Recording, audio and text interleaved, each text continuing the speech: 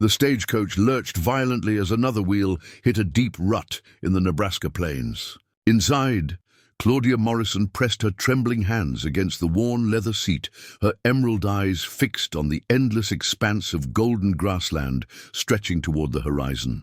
The bruises on her wrists had faded to yellow-green shadows, but the memories they represented burned as fresh as yesterday's wounds. "Miss, you all right in there?" called the driver from his perch above. Claudia pulled her shawl tighter around her shoulders, hiding the evidence of her past. "I'm fine," she whispered, though the words felt like broken glass in her throat. The letter crumpled in her. Palm bore the address of her aunt's ranch in Dakota Territory, her last hope for refuge in a world that had already taken everything from her. But what awaited her in those untamed lands would challenge everything she believed about healing love, and whether a shattered soul could ever truly be made whole again. Before we jump back in, tell us where you're tuning in from, and if this story touches you, make sure you're subscribed because tomorrow I've saved something extra special for you. The autumn of 1876 painted the Dakota Territory in shades of amber and rust, the kind of beauty that should have lifted spirits, but only served to remind Claudia Morrison of everything she'd lost. The stagecoach had deposited her at the crossroads 3 miles from her aunt's ranch, along with a battered trunk containing the remnants of her former life, and a heart so fractured she wondered if it would ever beat with hope again. Claudia stood beside the weathered signpost, her navy traveling dress wrinkled from the 4-day journey from Kansas City. The driver had offered to take her directly to the ranch, but she'd declined, needing these precious moments to gather whatever courage remained within her 23-year-old frame. The wind carried the scent of sage and distant wood smoke, foreign, yet oddly comforting after the suffocating atmosphere of the city she'd fled. Her fingers traced the outline of the telegram in her coat pocket, the one that had arrived 3 weeks ago, just days after Robert's funeral. "Come to Dakota Territory," her Aunt Helena had written. "The land heals what civilization breaks." At the time, Claudia had thought it merely poetic nonsense from an eccentric woman who'd chosen wilderness over society. Now, standing beneath the vast Montana sky, she wondered if perhaps there was truth in those words. The sound of approaching hoofbeats interrupted her contemplation. Claudia turned to see a lone rider cresting the nearby hill, his silhouette dark against the orange-streaked sky. As he drew closer, she could make out the details. A man perhaps 30 years of age, with shoulder-length black hair tied back with leather cord and skin bronzed by countless hours under the prairie sun. He rode with the easy grace of someone born to the saddle, his horse moving beneath him as if they shared a single mind. When he was perhaps 20 yards away, the rider slowed his mount to a walk, his dark eyes studying Claudia with an intensity that made her instinctively step backward. She'd learned to read men's gazes in the hardest way possible, and this one carried no threat, only curiosity tinged with something that might have been concerning. "You're Helena Morrison's niece," he said, his voice carrying the slight accent she'd heard among the Lakota workers in the supply towns. It wasn't a question. Claudia lifted her chin, summoning the dignity that had sustained her through months of whispered rumors and pitying looks. "I am. And you would be Samuel Crow Feather." He dismounted with fluid motion, leading his horse closer but maintaining a respectful distance. "Your aunt sent me to watch the stage. She's been worried." The name struck her as unusual, clearly Lakota in origin, yet he spoke English with perfect fluency. Claudia had heard stories of the tensions between settlers and the native tribes, particularly after the events at Little Bighorn just months earlier. Yet this man's presence carried none of the hostility she might have expected. "I told the driver I could manage on my own," she said, glancing toward her trunk. "I didn't want to impose." Samuel's expression softened slightly, and for a moment she glimpsed something in his eyes that spoke of his own understanding of burden. "Helena Morrison has never considered helping family an imposition. She also mentioned you might be reluctant to accept assistance. The careful way he spoke the last words told Claudia that her aunt had shared at least some portion of her story.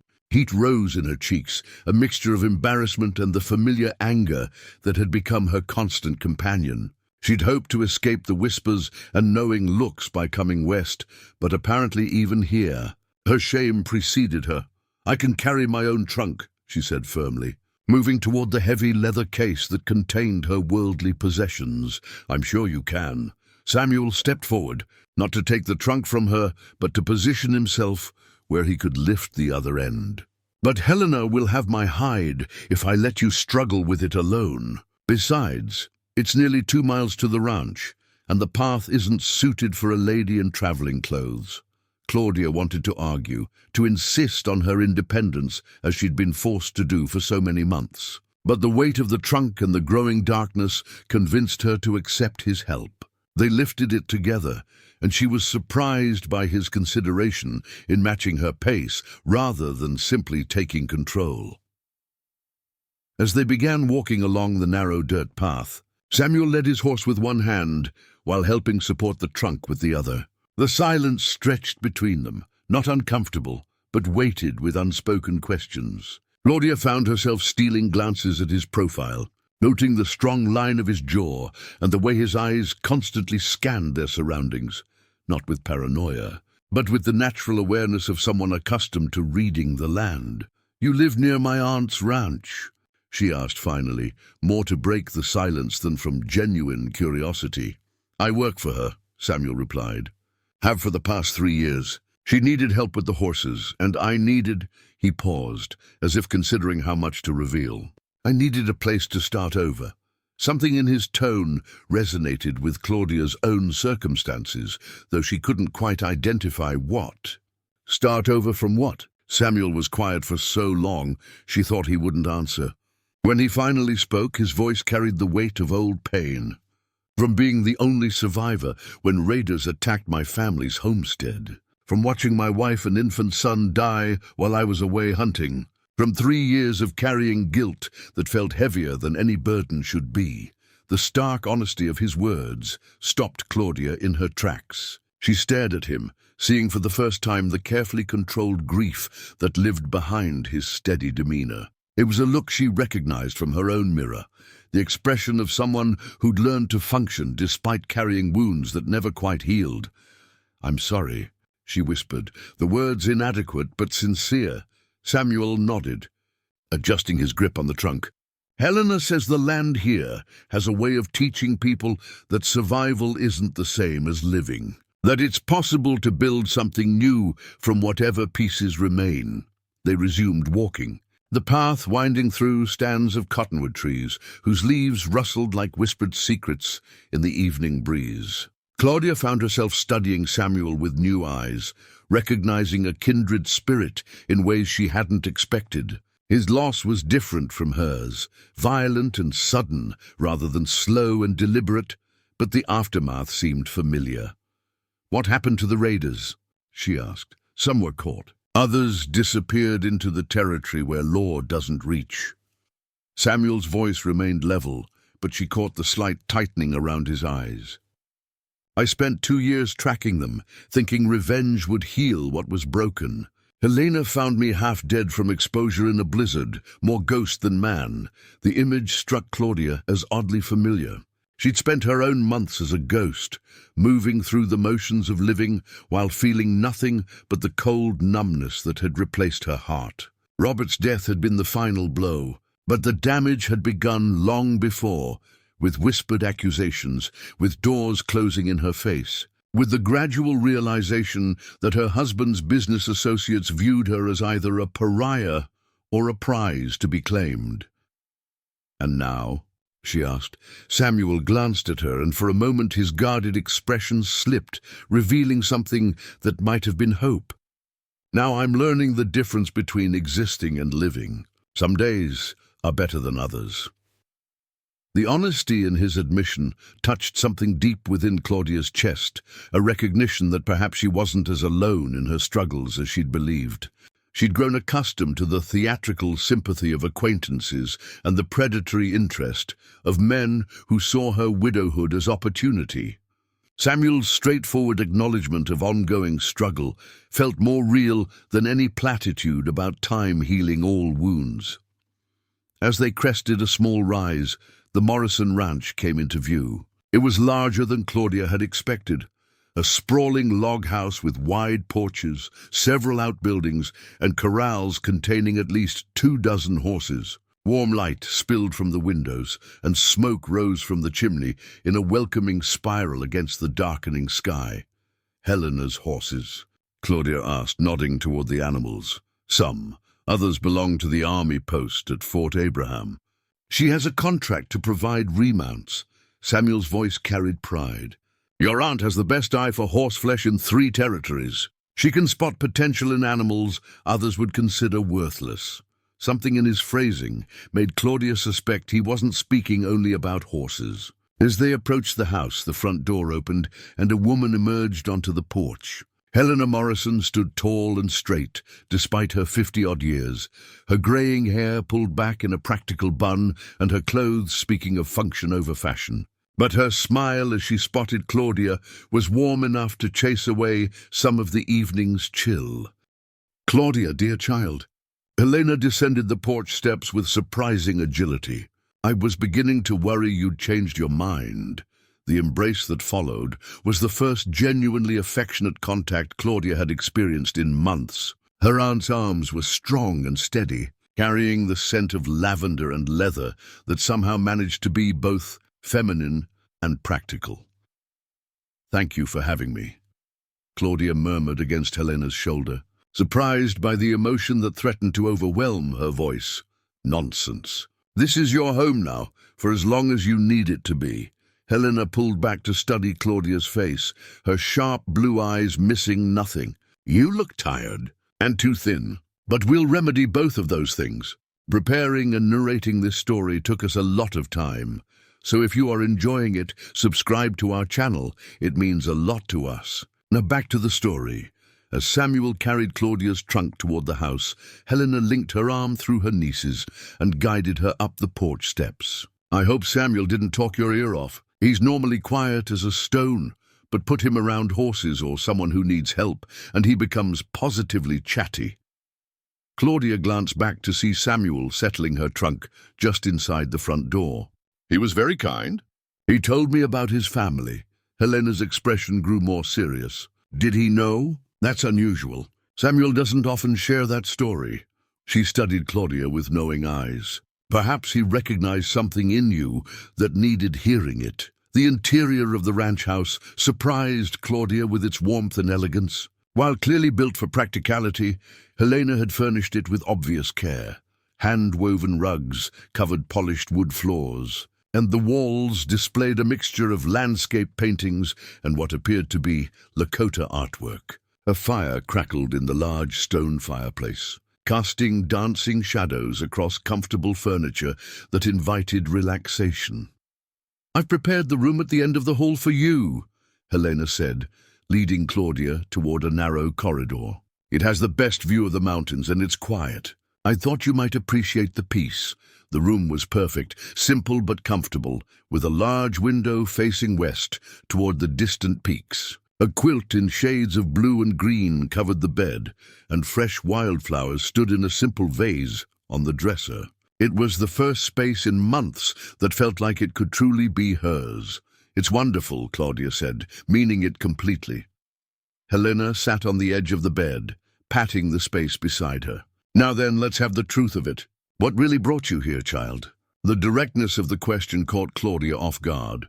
In Kansas City, conversations had been full of careful dancing around uncomfortable subjects, laden with implication and unspoken judgments. Helena's straightforward approach was both refreshing and terrifying. "Robert died in July," Claudia began carefully. "Pneumonia. The business was already struggling, and his debts were substantial. That's the what, not the why." Helena's voice remained gentle but insistent. "A young woman doesn't flee halfway across the country just because her husband died in debt." "What aren't you telling me?"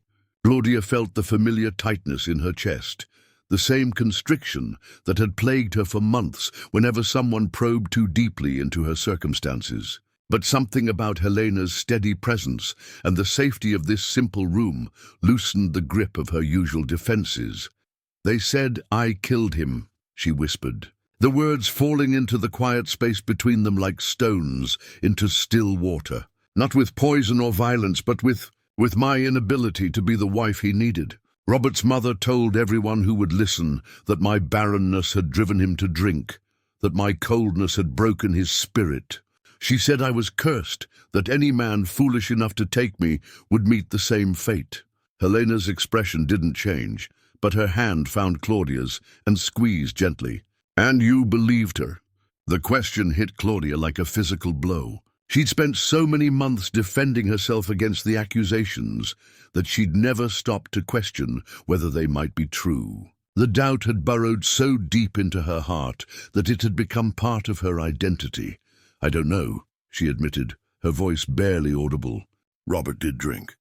More and more toward the end, and we never had children, despite 5 years of marriage. When he looked at me in those final months, I could see his disappointment. His mother said I was too cold, too willful, too broken to be the wife any decent man deserved. Horse shit." The profanity, delivered in Helena's matter-of-fact tone, startled a laugh from Claudia despite her tears. Her aunt's eyes blazed with indignation that was both fierce and protective. "That's a bitter old woman talking, not the truth. I knew your mother, remember? The Morrison women aren't cold, we're strong, and strength frightens weak men." Helena stood and moved to the window, gazing out at the darkening landscape. "You want to know what I think?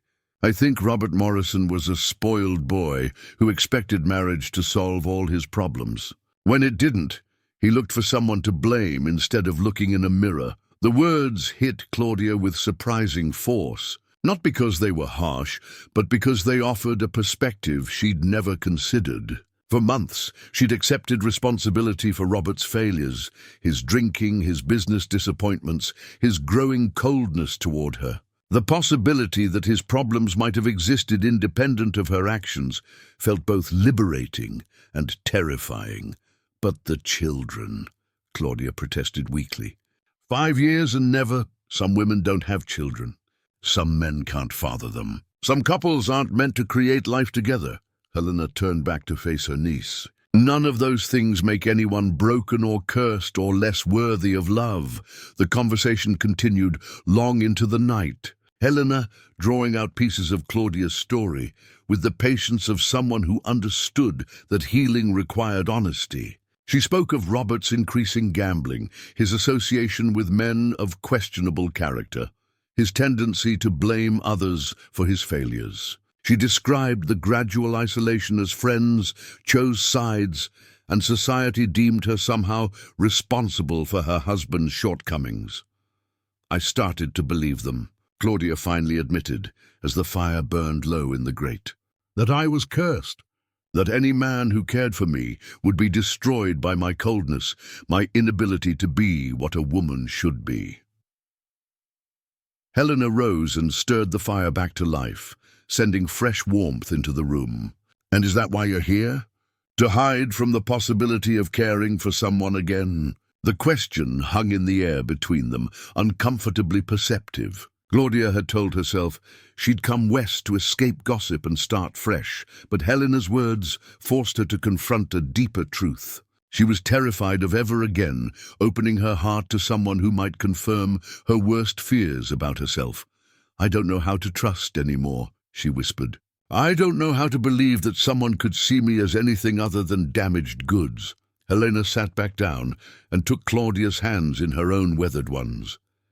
"Then you'll learn. One day at a time, one choice at a time. The land here teaches patience, child. It doesn't reveal its secrets quickly, but when it does, they're worth the wait." As Helena prepared to leave for the night, she paused at the bedroom door. "Samuel will be working with the horses in the morning. You might find it interesting to watch. He has a gift for helping damaged things remember how to trust." Left alone with her thoughts, Claudia moved to the window and gazed out at the star-filled sky. The silence here was different from the oppressive quiet of her Kansas City home, alive with possibility rather than heavy with judgment. In the distance, she could see a small cabin with a single light burning in the window, and she wondered if that was where Samuel lived with his own ghosts and memories, the thought of the taciturn man who'd helped her carry her burdens without. Questions stirred something in her chest, not attraction exactly, but recognition. They were both refugees from their past selves, both carrying wounds that had shaped them in fundamental ways. The difference, she realized, was that Samuel seemed to be actively fighting his way back to some version of wholeness, while she had simply accepted brokenness as her permanent state. As she prepared for bed, Claudia found herself thinking about Samuel's words regarding the difference between existing and living. For the past year, she'd definitely been existing, moving through the motions of daily life while feeling disconnected from any real purpose or joy. The prospect of learning to live again felt both impossible and necessary. Outside her window, the night sounds of the Dakota Territory created a symphony unlike anything she'd experienced in the city. Coyotes called to each other across the plains, nightbirds added their voices to the chorus, and the wind through the grass created a constant whispered conversation. It was wild and untamed, but somehow comforting in its honesty. Sleep came easier than it had in months. And for the first time since Robert's death, Claudia's dreams weren't haunted by accusations and disappointment. Instead, she dreamed of horses running free across endless grasslands, and of dark eyes that held understanding instead of judgment. Dawn arrived with a symphony of unfamiliar sounds that pulled Claudia from the deepest sleep she'd experienced in months. Through her window, she could hear the low nickering of horses, the creak of leather, and a voice speaking in what sounded like a mixture of English and another language entirely. She dressed quickly in her simplest day dress and made her way to the kitchen, where Helena was already preparing breakfast.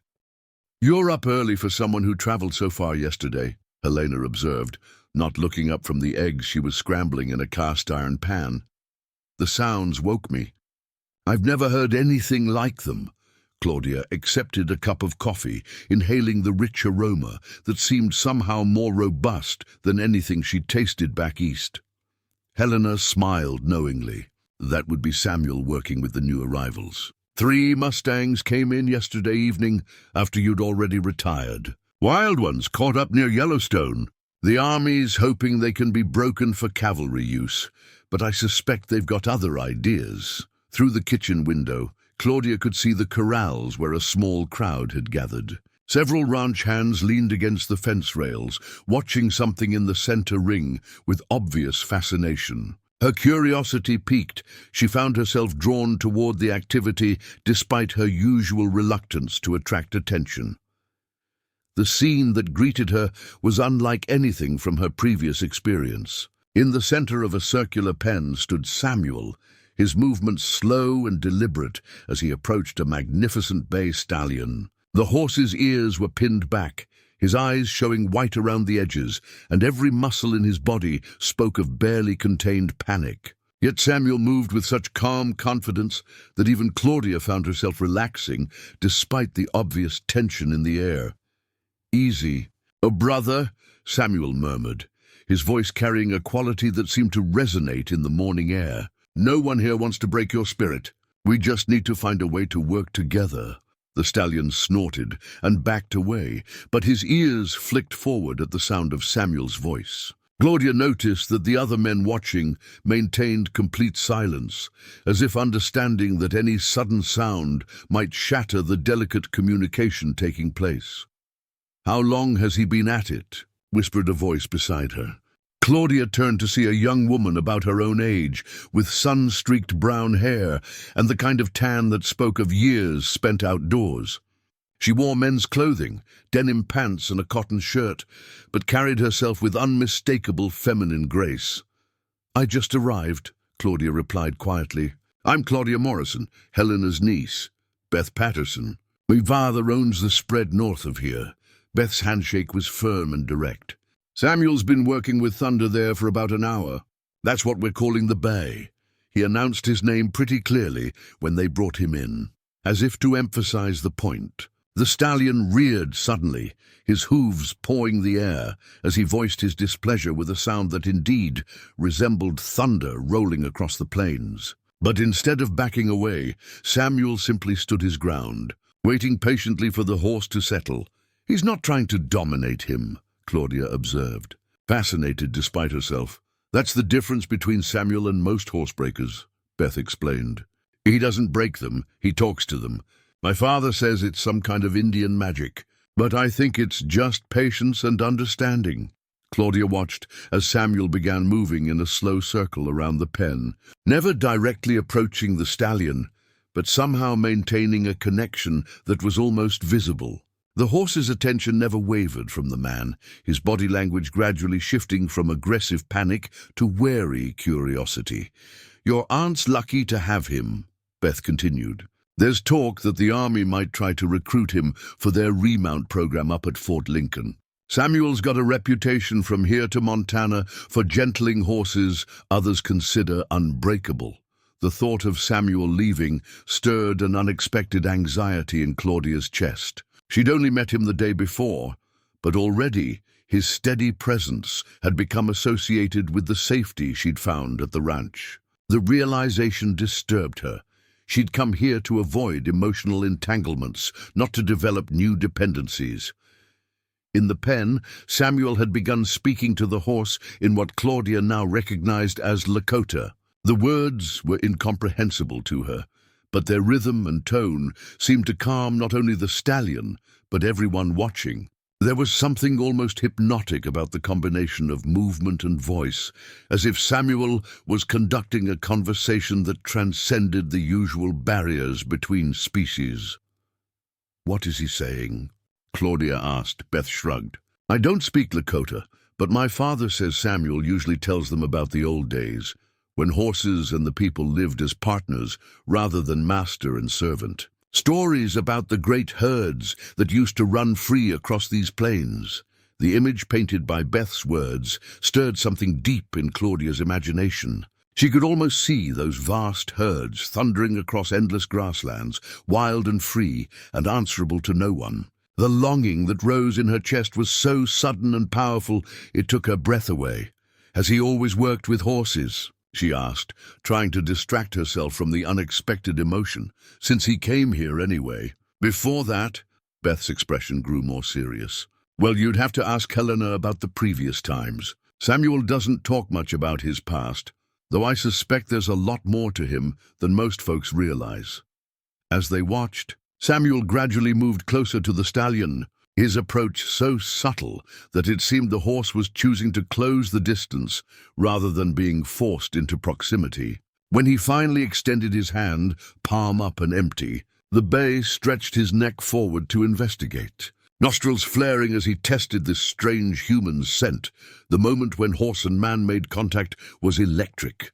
Claudia felt it even from her position outside the pen, a connection that spoke of trust, tentatively offered and carefully received. Samuel's hand rested on the stallion's neck for only a few seconds before he stepped away, but the change in the horse's demeanor was dramatic. The panic had been replaced by watchful interest, the aggression by cautious cooperation. "Beautiful," Beth murmured. "I've seen him do it dozens of times, and it never stops being amazing."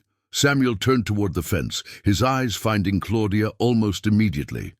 For a moment, their gazes held across the space between them, and she felt that same recognition that had struck her the evening before, the sense of meeting someone who understood loss in ways that couldn't be explained with words. "Miss Morrison," he called, his voice carrying easily across the pen.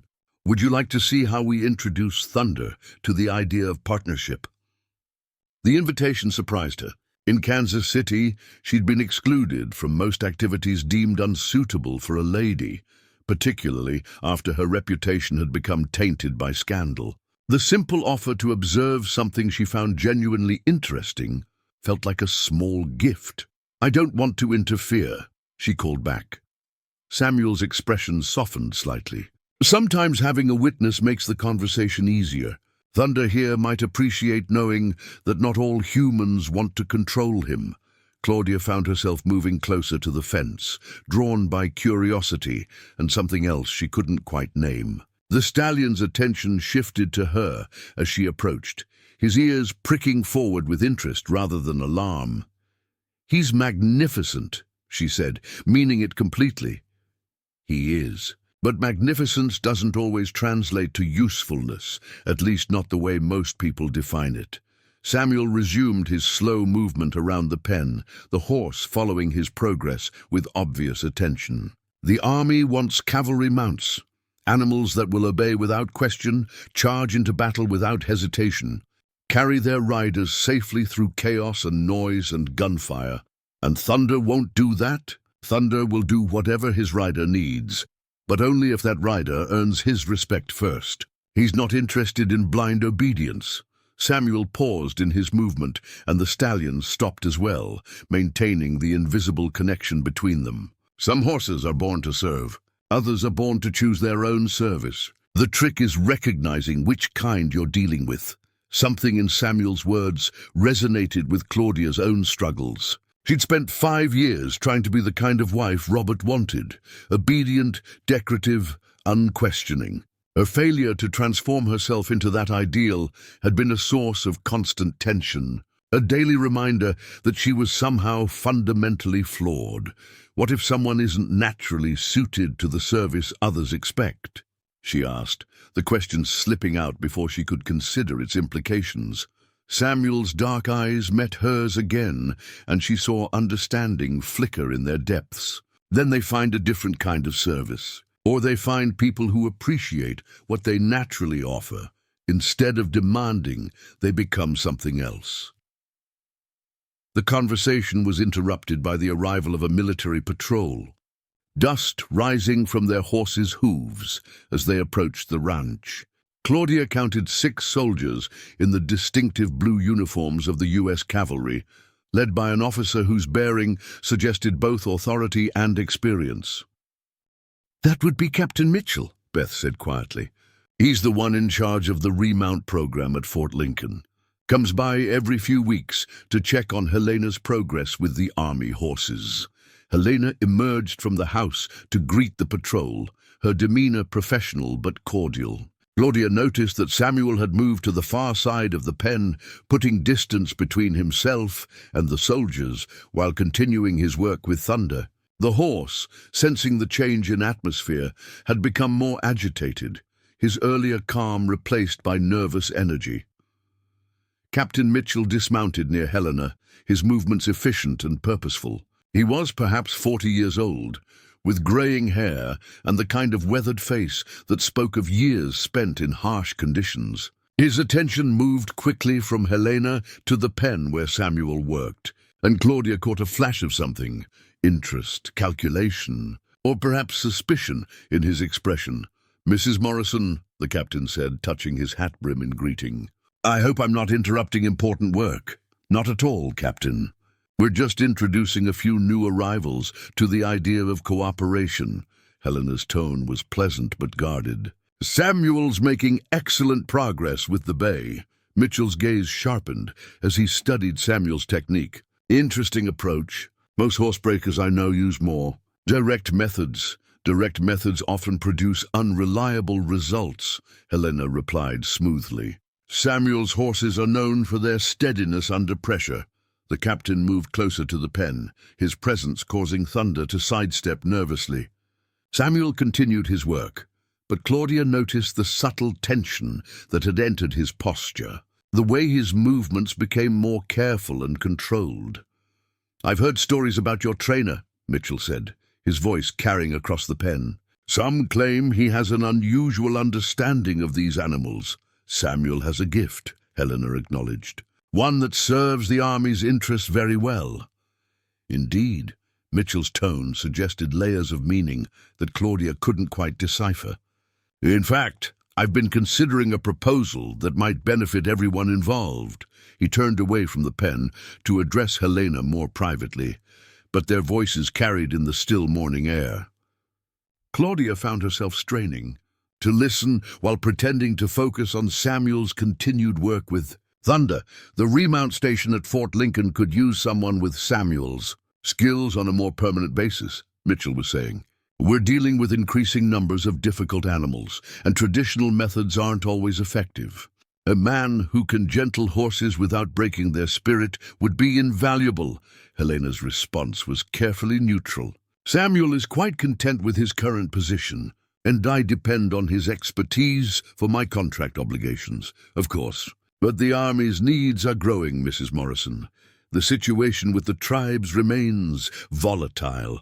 We need every advantage we can get, including horses that won't panic under fire. Mitchell's tone carried the subtle weight of authority. I'm prepared to make it worth everyone's while. Claudia felt a chill that had nothing to do with the morning air. The implication behind Mitchell's words was clear. This wasn't entirely a request. The Army had ways of getting what it wanted, and Samuel's skills had apparently caught their attention. In the pen, Samuel had succeeded in placing a loose rope around Thunder's neck, the stallion accepting the contact with only mild protest. But Claudia could see the tension in both man and horse, the awareness that their peaceful morning had been invaded by forces beyond their control. Perhaps we could discuss this further at another time, Helena suggested diplomatically. When Samuel has finished with today's work, Mitchell nodded, but his expression suggested the conversation was far from over. Of course. I'll be in the area for several days, conducting inspections at various ranches. We'll have plenty of opportunities to talk. As the patrol prepared to leave, Mitchell paused beside the pen one final time. Keep up the excellent work, he called to Samuel. The Army appreciates skilled horsemen, especially those with unique qualifications. The words hung in the air, like a threat disguised as a compliment. Samuel acknowledged them with a brief nod, but Claudia could see the way his jaw tightened, the subtle shift in his posture that spoke of old tensions awakening. After the soldiers departed, the atmosphere around the pen remained heavy with unspoken concerns. Samuel continued working with Thunder, but the easy rhythm of their earlier communication had been disrupted. The horse sensed his handler's distraction and responded with increased nervousness. That didn't sound entirely friendly, Beth observed quietly.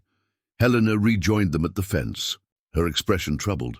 Captain Mitchell is a persistent man. Once he decides he wants something, he rarely accepts no for an answer. What will Samuel do? Claudia asked, surprised by her own concern for a man she barely knew. What he's always done. Focus on the horses and hope the complications work themselves out. Helena's tone suggested she held little hope for such a simple resolution. But the Army has been expanding their operations since Little Bighorn. They need resources, and they're not always particular about how they acquire them. The implications of Helena's words settled over Claudia like a dark cloud. She'd come west, hoping to escape the complications of civilization, only to discover that power and politics reached even into these remote spaces. The thought of Samuel being forced away from the ranch, from the work that clearly sustained him, stirred protective instincts she hadn't known she possessed. There must be something that can be done, she said. Helena studied her niece with knowing eyes. Perhaps, but solutions often require risks, and risks require courage. The question is whether we're prepared to pay the price for the choices we make. As the morning progressed, Samuel successfully introduced Thunder to a light saddle, the stallion accepting the equipment with only token resistance. But the earlier magic of their communication had been replaced by something more workmanlike, as if the joy had been drained from the process by the spectre of unwanted change.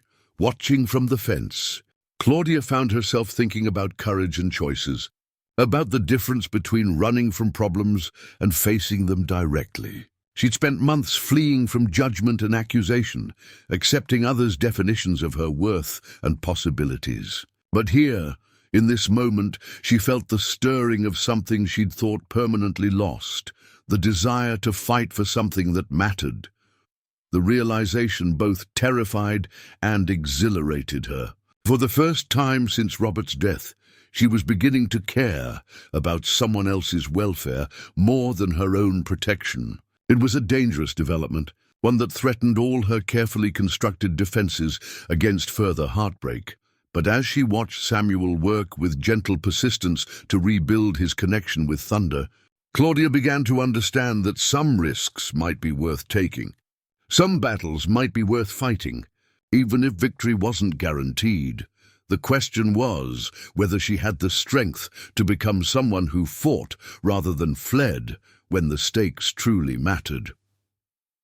3 days after Captain Mitchell's visit, storm clouds gathered over the Dakota territory with ominous intensity. Claudia stood on the ranch house porch, watching the western sky turn an angry shade of purple-black as wind whipped through the cottonwood trees. The air itself seemed to crackle with electricity, and the horses in the corrals moved restlessly, sensing the approaching tempest.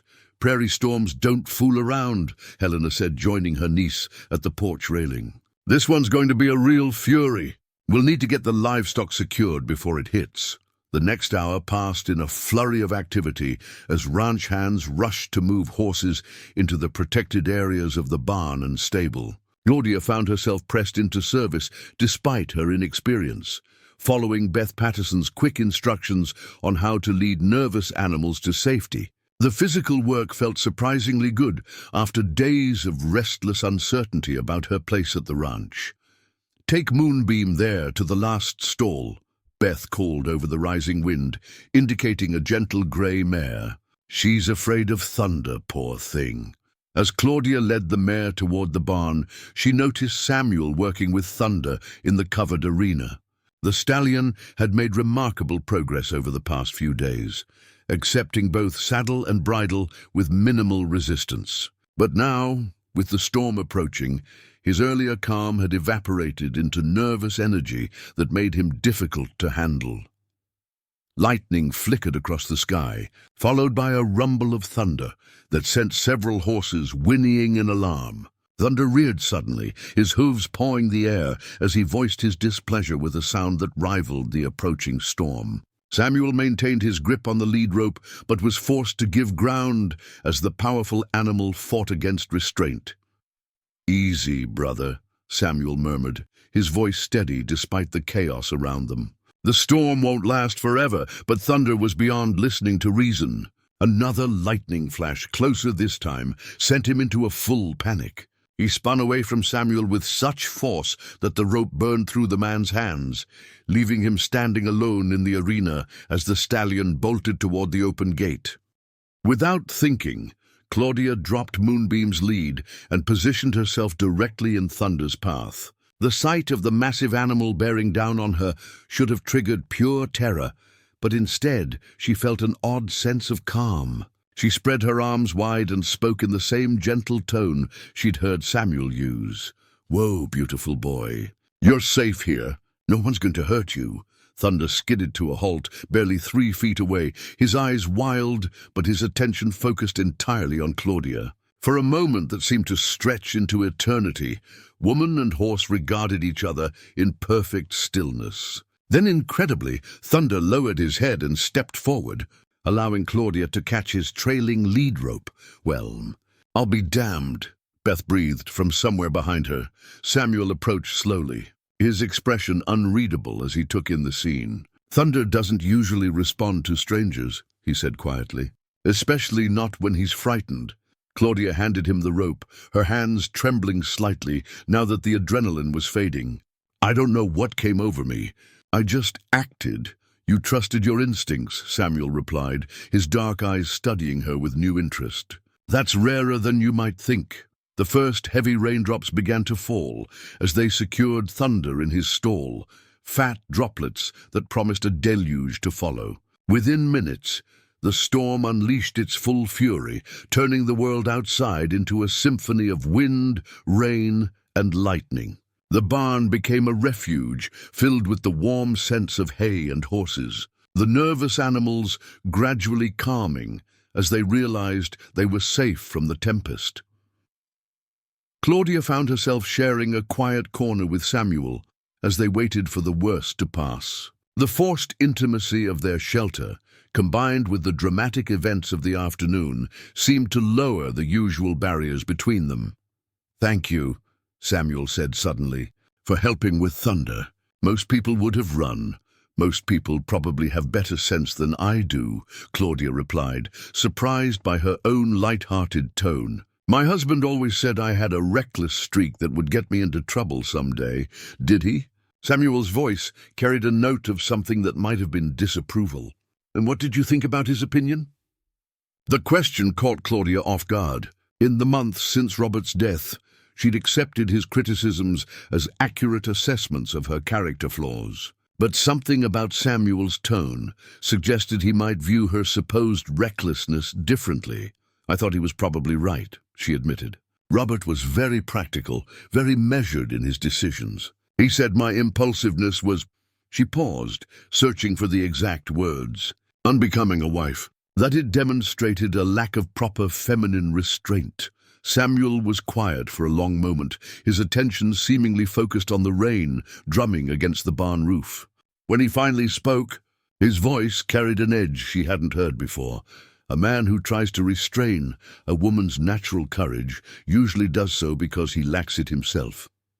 The words hit Claudia like a physical blow, not because they were harsh, but because they offered a perspective that challenged everything she'd accepted about her marriage. Robert had indeed been cautious to the point of paralysis, unwilling to take the risks necessary to save his failing business or confront his drinking problem. His criticism of her decisiveness had always felt like projection, but she'd never had the courage to voice that suspicion. "You don't know what you're talking about," she said. "But the protest sounded weak even to her own ears, don't I?" Samuel turned to face her fully, his expression serious but not unkind. "I've seen what happens when someone's spirit gets crushed by constant criticism. It takes a long time to remember who you really are, underneath all those voices telling you what you should be."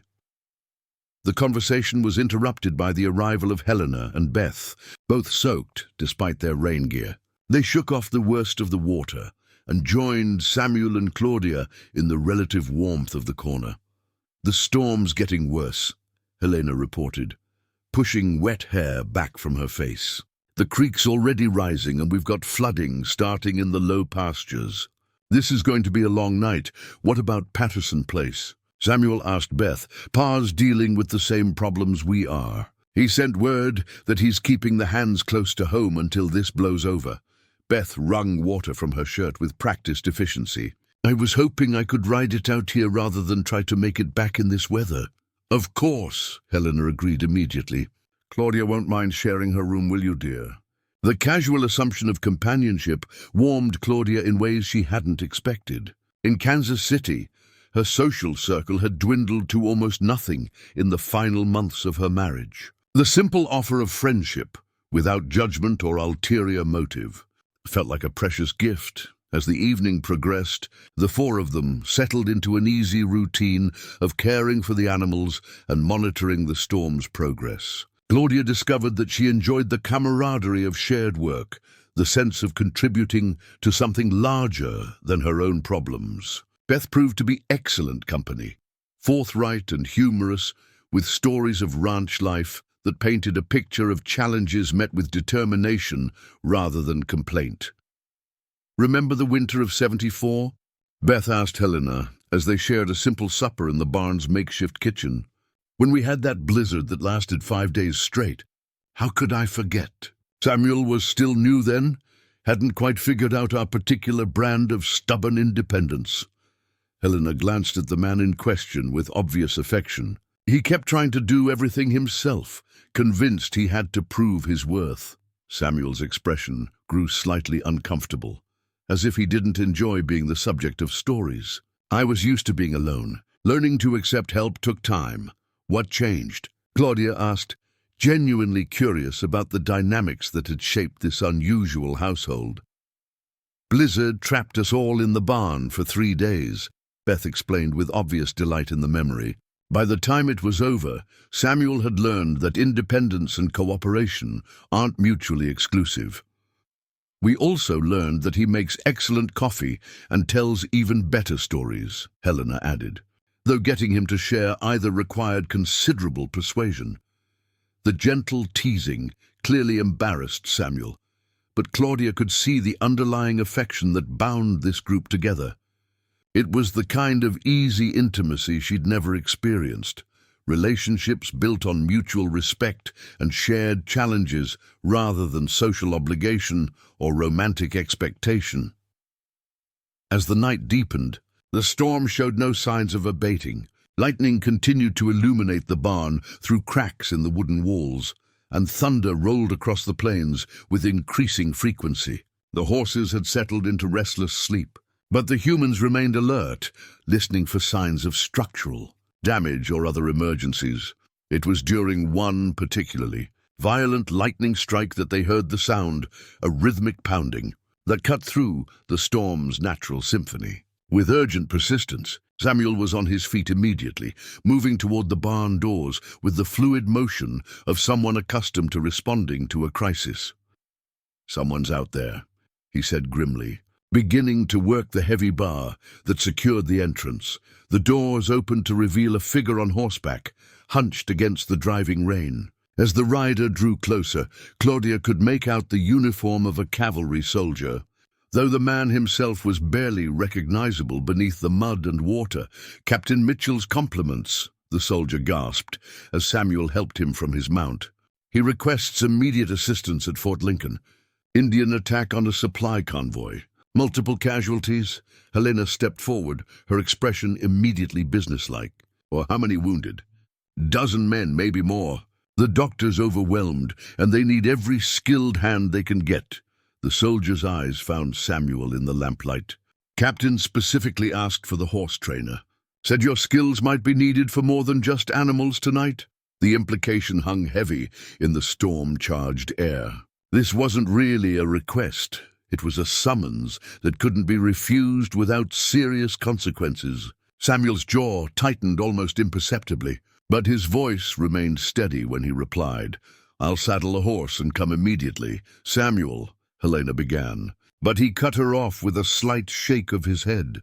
"The captain's right. If there are wounded men, personal feelings don't matter." He was already moving toward the tack room, his decision made. "Keep the ranch secure until I return." "I'm coming with you," Claudia said suddenly, the words surprising everyone, including herself. Samuel stopped in his tracks. "Absolutely not. It's dangerous, and you have no experience with battlefield injuries." "I have experience with death," Claudia replied quietly.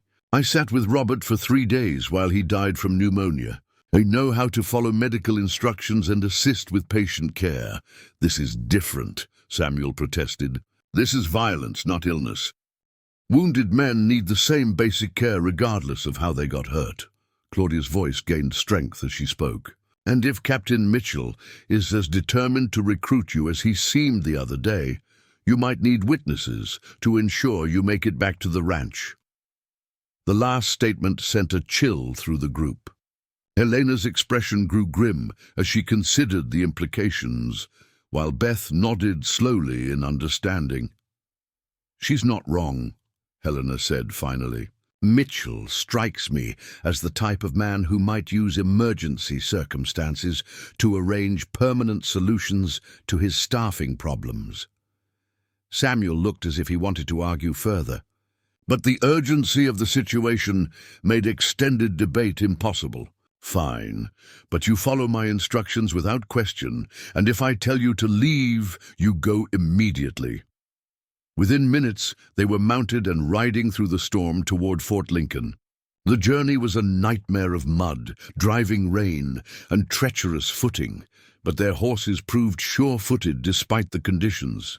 Claudia found herself grateful for the hours she'd spent observing Samuel's training. Methods, his emphasis on building trust between horse and rider, served them well when visibility was reduced to mere yards. The fort appeared through the storm like a beacon of civilization in the wilderness, its walls and buildings illuminated by torches that fought valiantly against the wind and rain. Guards at the gate recognized the courier and waved them through without delay, directing them toward the medical building where lamplight spilled from every window. The scene inside the makeshift hospital was chaos, barely contained by military discipline. Wounded soldiers lay on every available surface, their injuries ranging from arrow wounds to broken bones sustained during the hasty retreat. The post surgeon, a harried-looking man in his 50s, moved from patient to patient with practiced efficiency, but the sheer number of casualties clearly overwhelmed his resources. "Thank God," he muttered when Samuel introduced himself and Claudia. "I can use every pair of steady hands. You," he pointed to Samuel, "help me with the surgical cases. And you, miss, can assist the orderlies with basic wound care." What followed was the longest night of Claudia's life. Working by lamplight in the cramped medical facility, she found herself performing tasks she'd never imagined, cleaning wounds, holding patients steady during procedures, offering water and comfort to men whose pain was beyond anything she'd previously witnessed.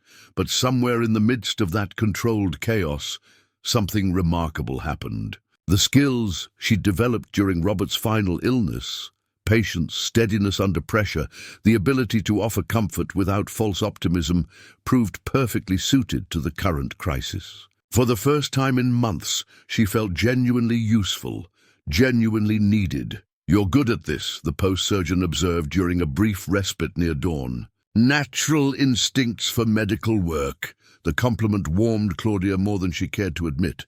After months of being told she was inadequate in every important way, discovering a talent she'd never known she possessed felt like reclaiming a piece of her lost identity.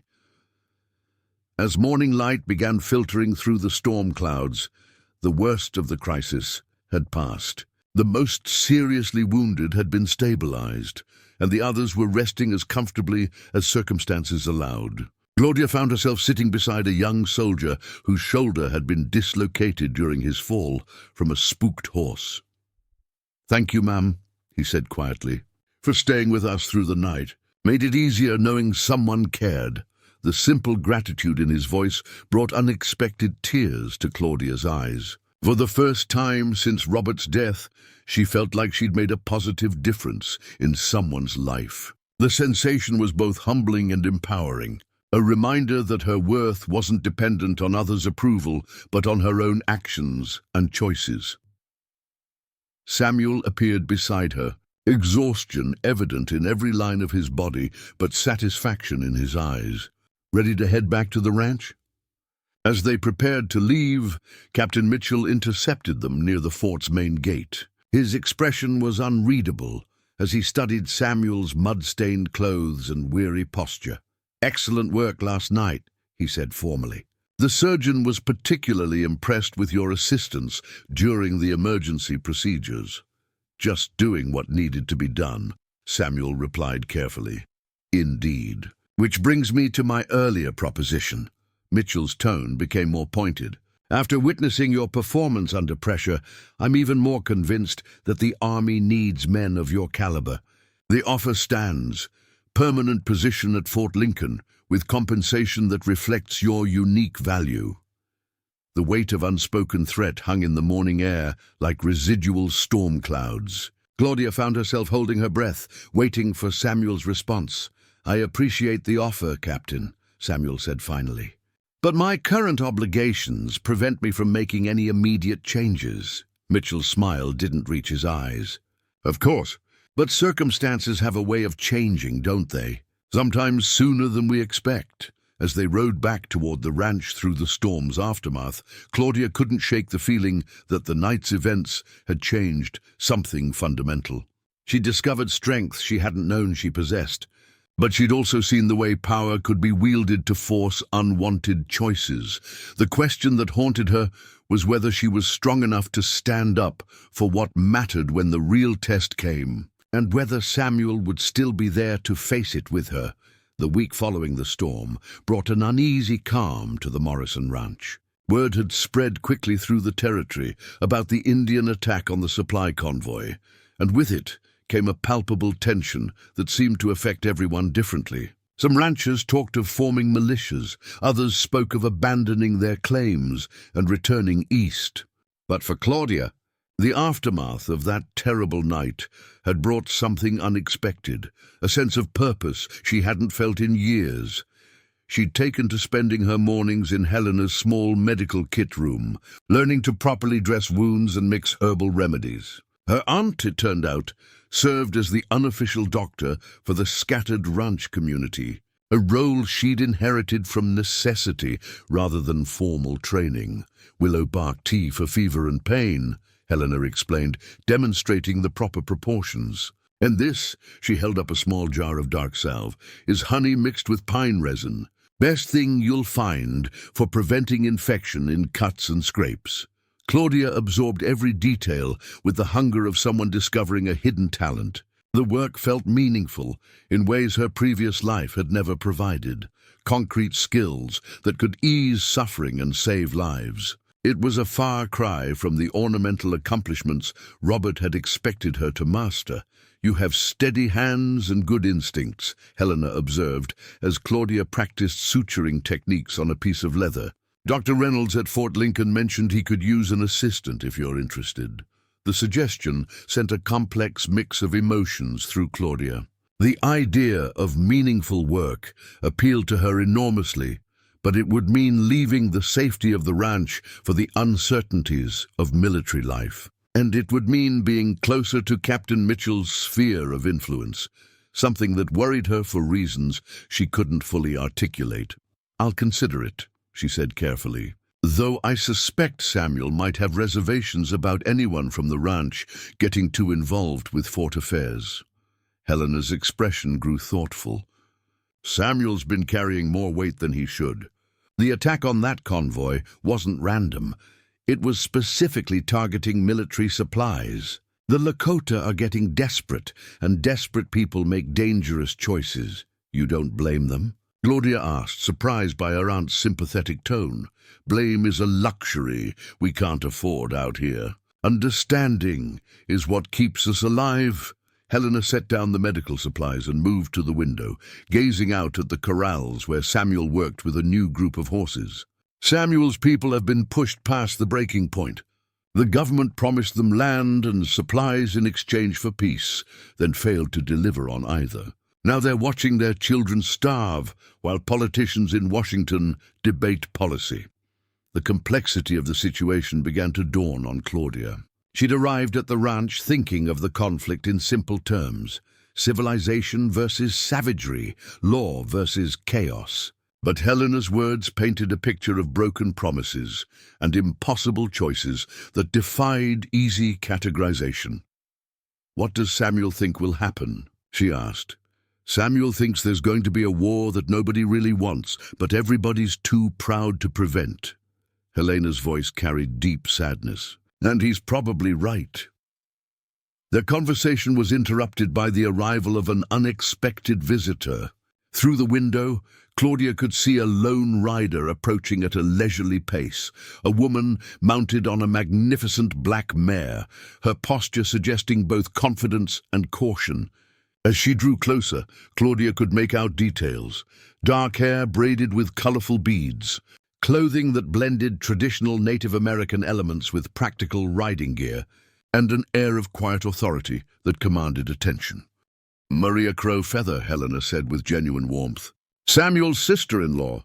I wondered when she'd turn up. The revelation shocked Claudia.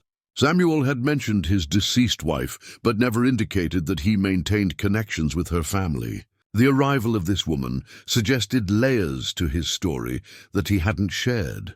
Helena moved to greet their visitor, and Claudia followed, curious about this unexpected connection to Samuel's past. Maria dismounted with fluid grace, accepting Helena's embrace with obvious affection, before her dark eyes found Claudia with frank assessment. "You must be the niece from Kansas City," Maria said, her English carrying only the slightest accent. "Samuel mentioned you've been helping with the medical work." "Word travels fast," Claudia replied, unsure how to interpret the other woman's neutral tone. "Everything travels fast in this territory, especially news about people who might make a difference." Maria's smile was enigmatic.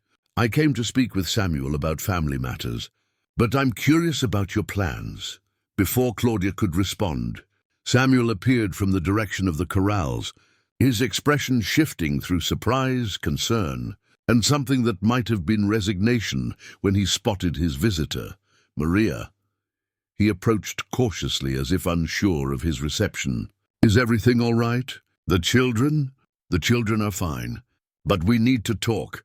Maria's tone carried the weight of serious business.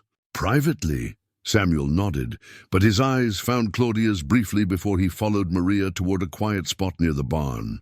Their conversation was too distant to overhear, but their body language spoke of tension and disagreement. Maria gestured emphatically at several points, while Samuel's responses seemed measured and defensive. "Family politics," Helena observed quietly. "Maria thinks Samuel should return to the reservation, help his people through the coming difficulties. Samuel believes he can do more good here, building bridges between communities."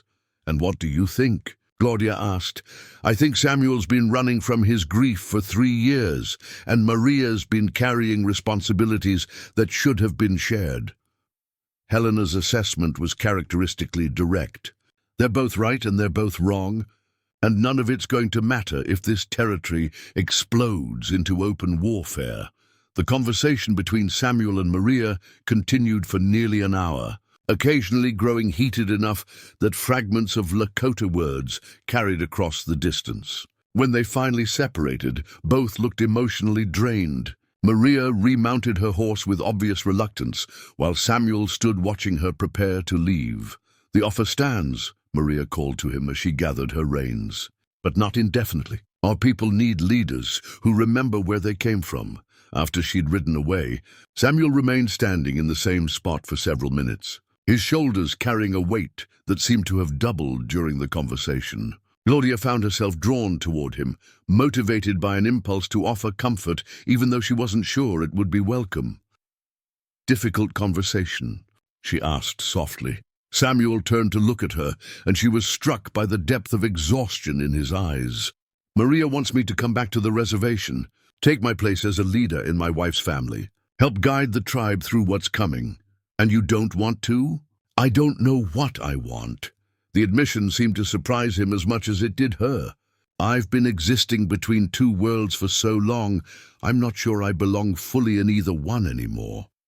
Claudia understood that feeling more deeply than she could express.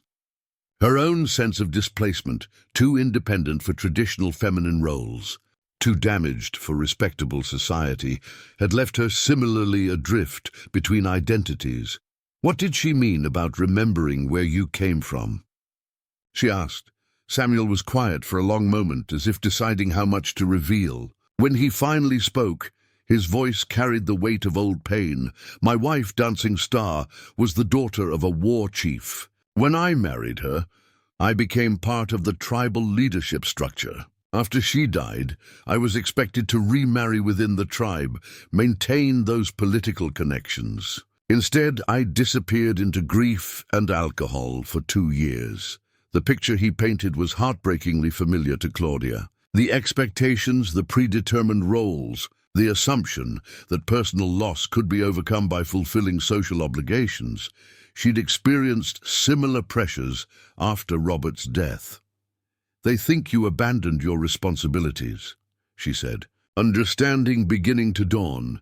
"They're not wrong. While I was drowning in self-pity, Maria and the other women held the family together, raised my brother's children when he was killed in a hunting accident, negotiated with government agents when the men were too angry to speak diplomatically."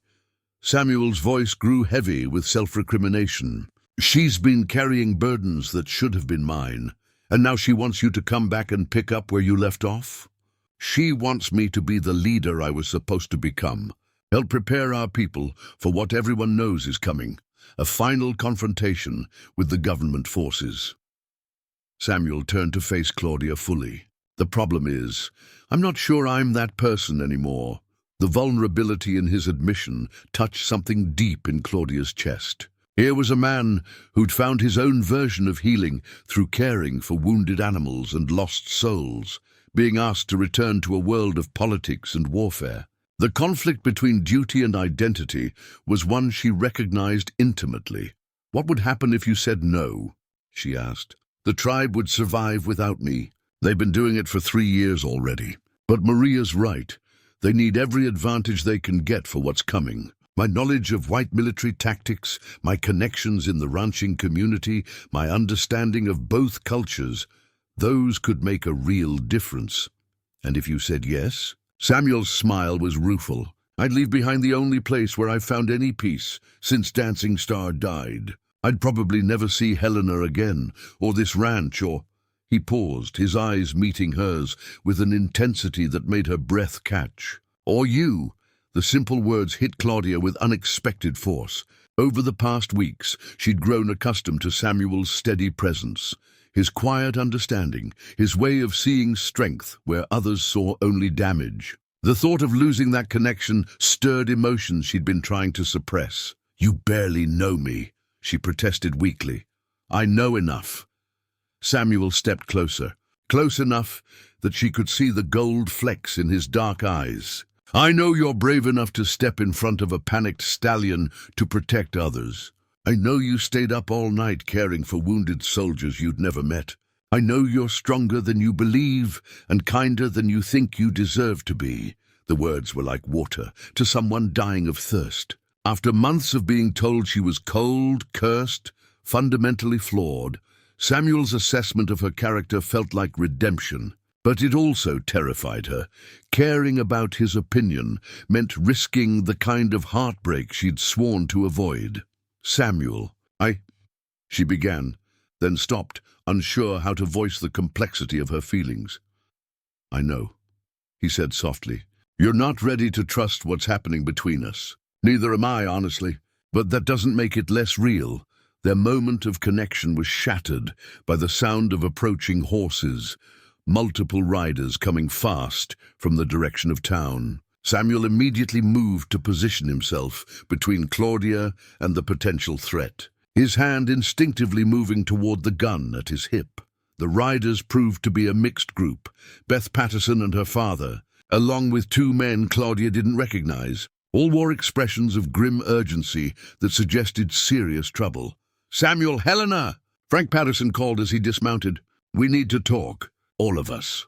Helena emerged from the house, taking in the group's agitated state with obvious concern. What's happened? Mitchell's been busy, Patterson replied grimly, spreading word that the attack on that convoy was planned with inside information. Someone who knew the route, the timing, the cargo. The implication hung in the air, like a physical presence. Claudia felt her stomach drop as she realized what Patterson was suggesting. He's pointing fingers at Samuel, Beth said bluntly, claiming that a Lakota with access to military information would be the logical suspect. Samuel's expression didn't change, but Claudia could see the tension that suddenly radiated through his posture. On what evidence? Don't need evidence when you've got suspicion and fear, one of the unknown men replied bitterly. Mitchell's got folks convinced that hiring Indians to work around military horses was asking for trouble. The injustice of the accusation sparked immediate anger in Claudia. She'd seen Samuel risk his own life to help wounded soldiers, witnessed his genuine commitment to building bridges between communities. The idea that anyone could suspect him of betrayal revealed the ugly prejudices that lurked beneath the territory's surface civility. That's ridiculous, she said hotly. Samuel spent all night helping treat casualties from that attack. He saved lives. Doesn't matter what's true, Patterson said sadly. Matters what people believe, and Mitchell's got a gift for making people believe what serves his purposes. Helena's expression had grown increasingly grim as the conversation progressed. What exactly is Mitchell proposing? Investigation, Patterson replied. Official military inquiry into potential security breaches. And in the meantime, suspension of all contracts with ranchers who employ questionable personnel. The threat was clear and devastating. Helena's government contracts represented the majority of her ranch income. Without them, she'd be forced to sell and abandon everything she'd built. The injustice was breathtaking in its calculated cruelty. When? Samuel asked quietly. Investigation starts Monday, which gives us 3 days to figure out our response. Patterson's tone suggested he understood the hopelessness of their situation. I'm sorry, Helena. I tried to reason with folks, but fear makes people stupid. As the group dispersed to spread word to other affected ranchers, Claudia found herself alone with Samuel and Helena. The weight of impending crisis hung over them like storm clouds, and she could see the defeat beginning to settle in Helena's shoulders. "There has to be something we can do," Claudia said desperately. "Some way to prove Samuel's innocence." "Innocence doesn't matter when guilt serves someone's agenda," Helena replied wearily. "Mitchell wants Samuel for the army, and he's willing to destroy anyone who stands in his way." Samuel had been silent through the discussion, but now he straightened with obvious resolution. "There is one way to stop this." Both women looked at him expectantly, hope flickering in their eyes. "I could accept Mitchell's offer. Join the army voluntarily before the investigation begins. That would remove the threat to the ranch and protect everyone here." "No," the word burst from Claudia with surprising vehemence. "You can't sacrifice yourself to protect us. There has to be another way." "Sometimes there isn't another way," Samuel replied gently. "Sometimes protecting the people you care about means making hard choices."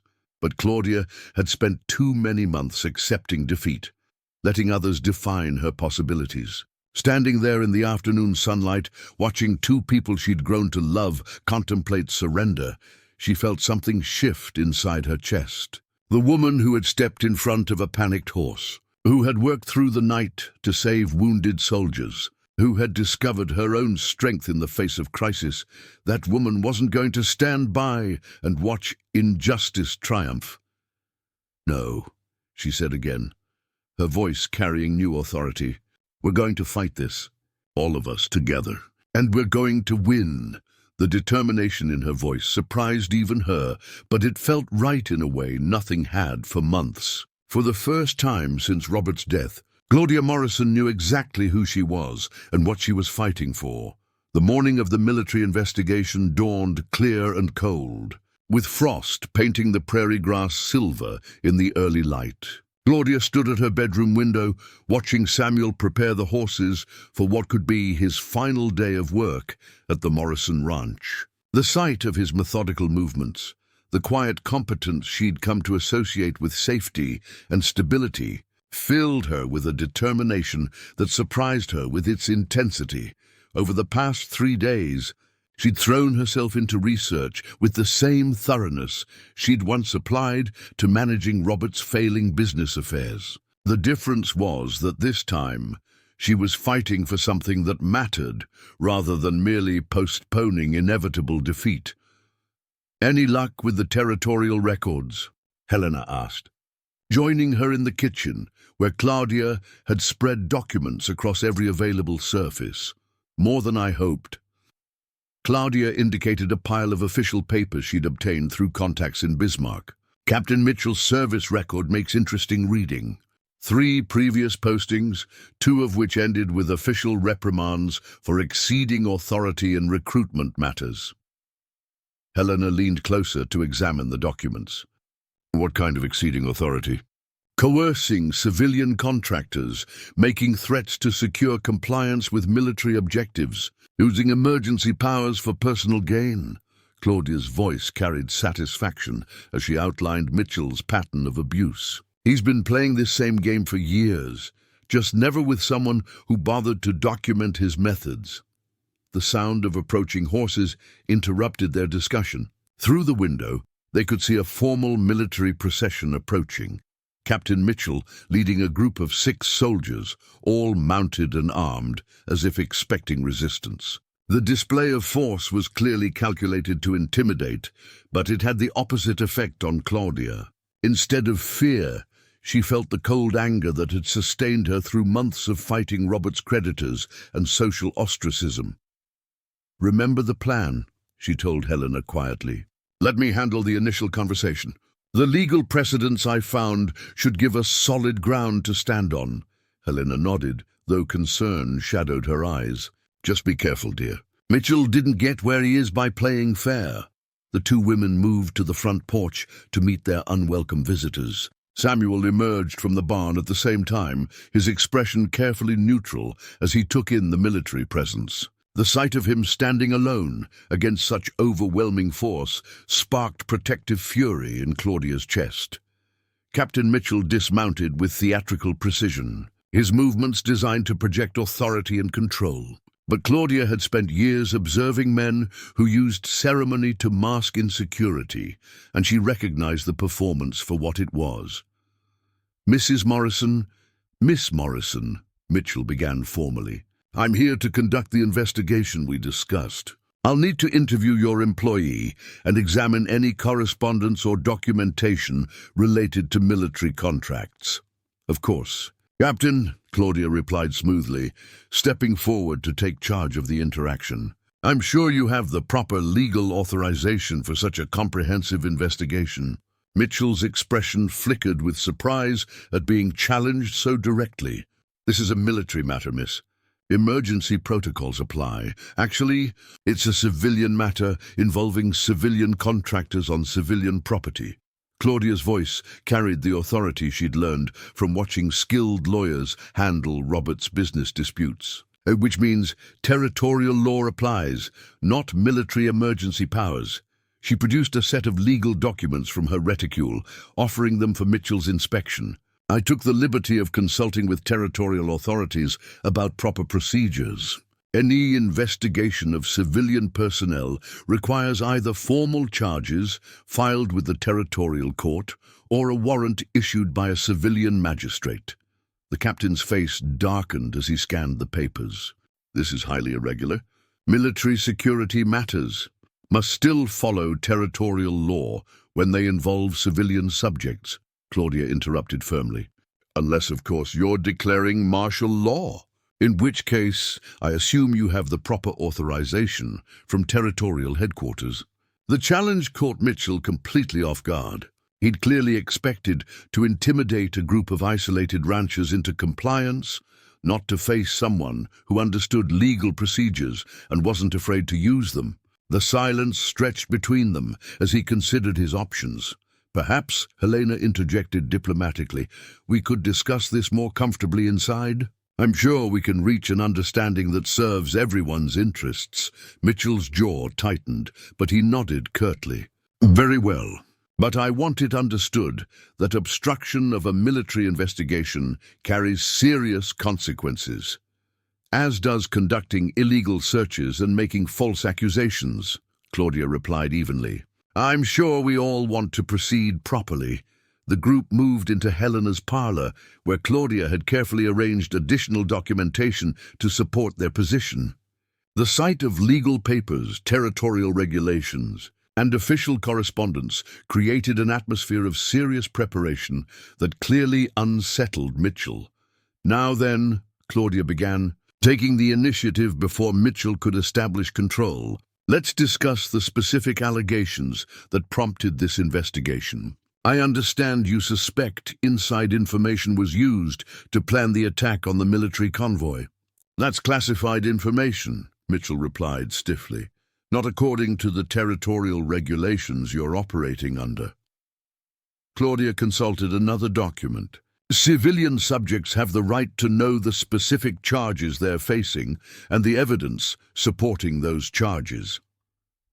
Samuel had remained silent throughout the exchange, but Claudia could see the mix of admiration and concern in his expression. She was walking a dangerous line, using legal technicalities to challenge military authority. But her research had revealed that Mitchell's position was far weaker than he wanted them to believe.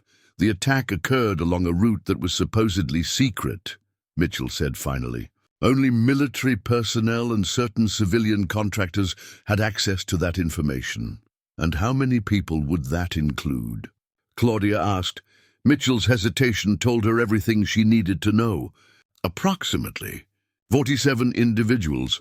47 people knew the convoy route, timing, and cargo," Claudia repeated for emphasis. "Yet you've focused your investigation exclusively on the one Lakota employee among them. That seems like an interesting coincidence." "Samuel Crow Feather has connections to the tribal leadership," Mitchell protested. "His loyalty is naturally suspect." "His loyalty to what?" Claudia's voice sharpened. Samuel has no criminal record, no history of violence against military personnel, and a documented record of assisting wounded soldiers. On what basis do you question his loyalty?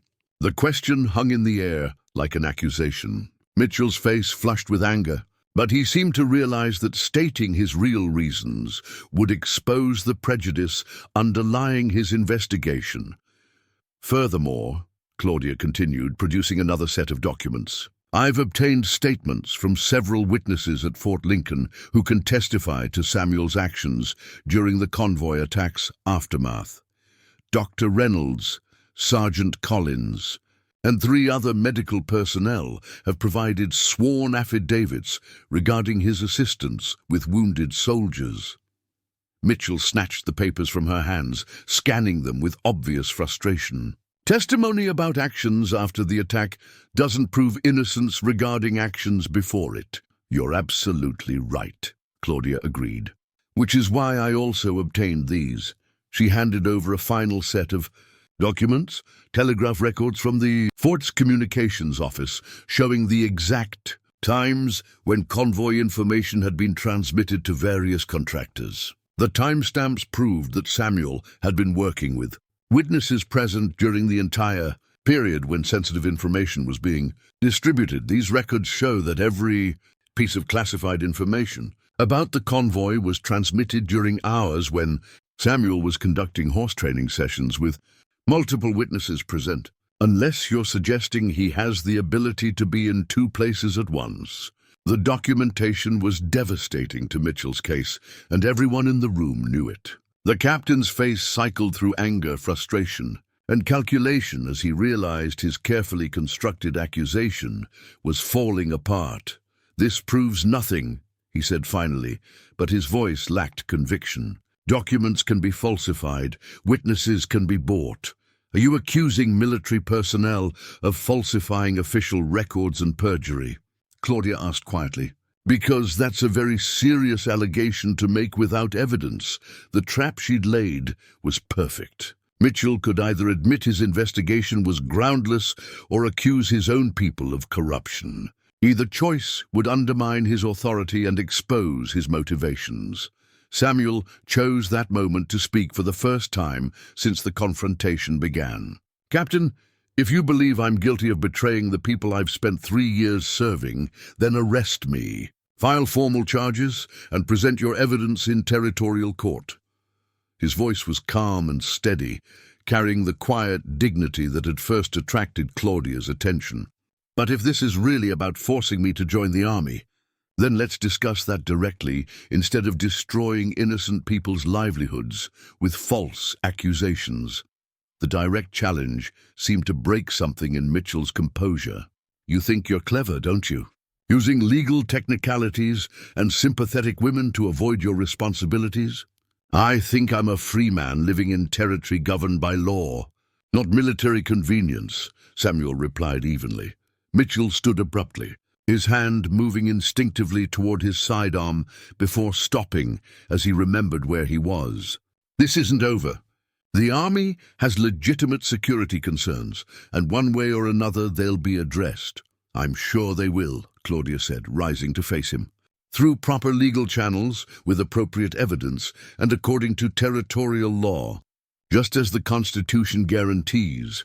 As Mitchell and his soldiers prepared to leave, the captain paused at the door to deliver what was clearly meant as a parting threat.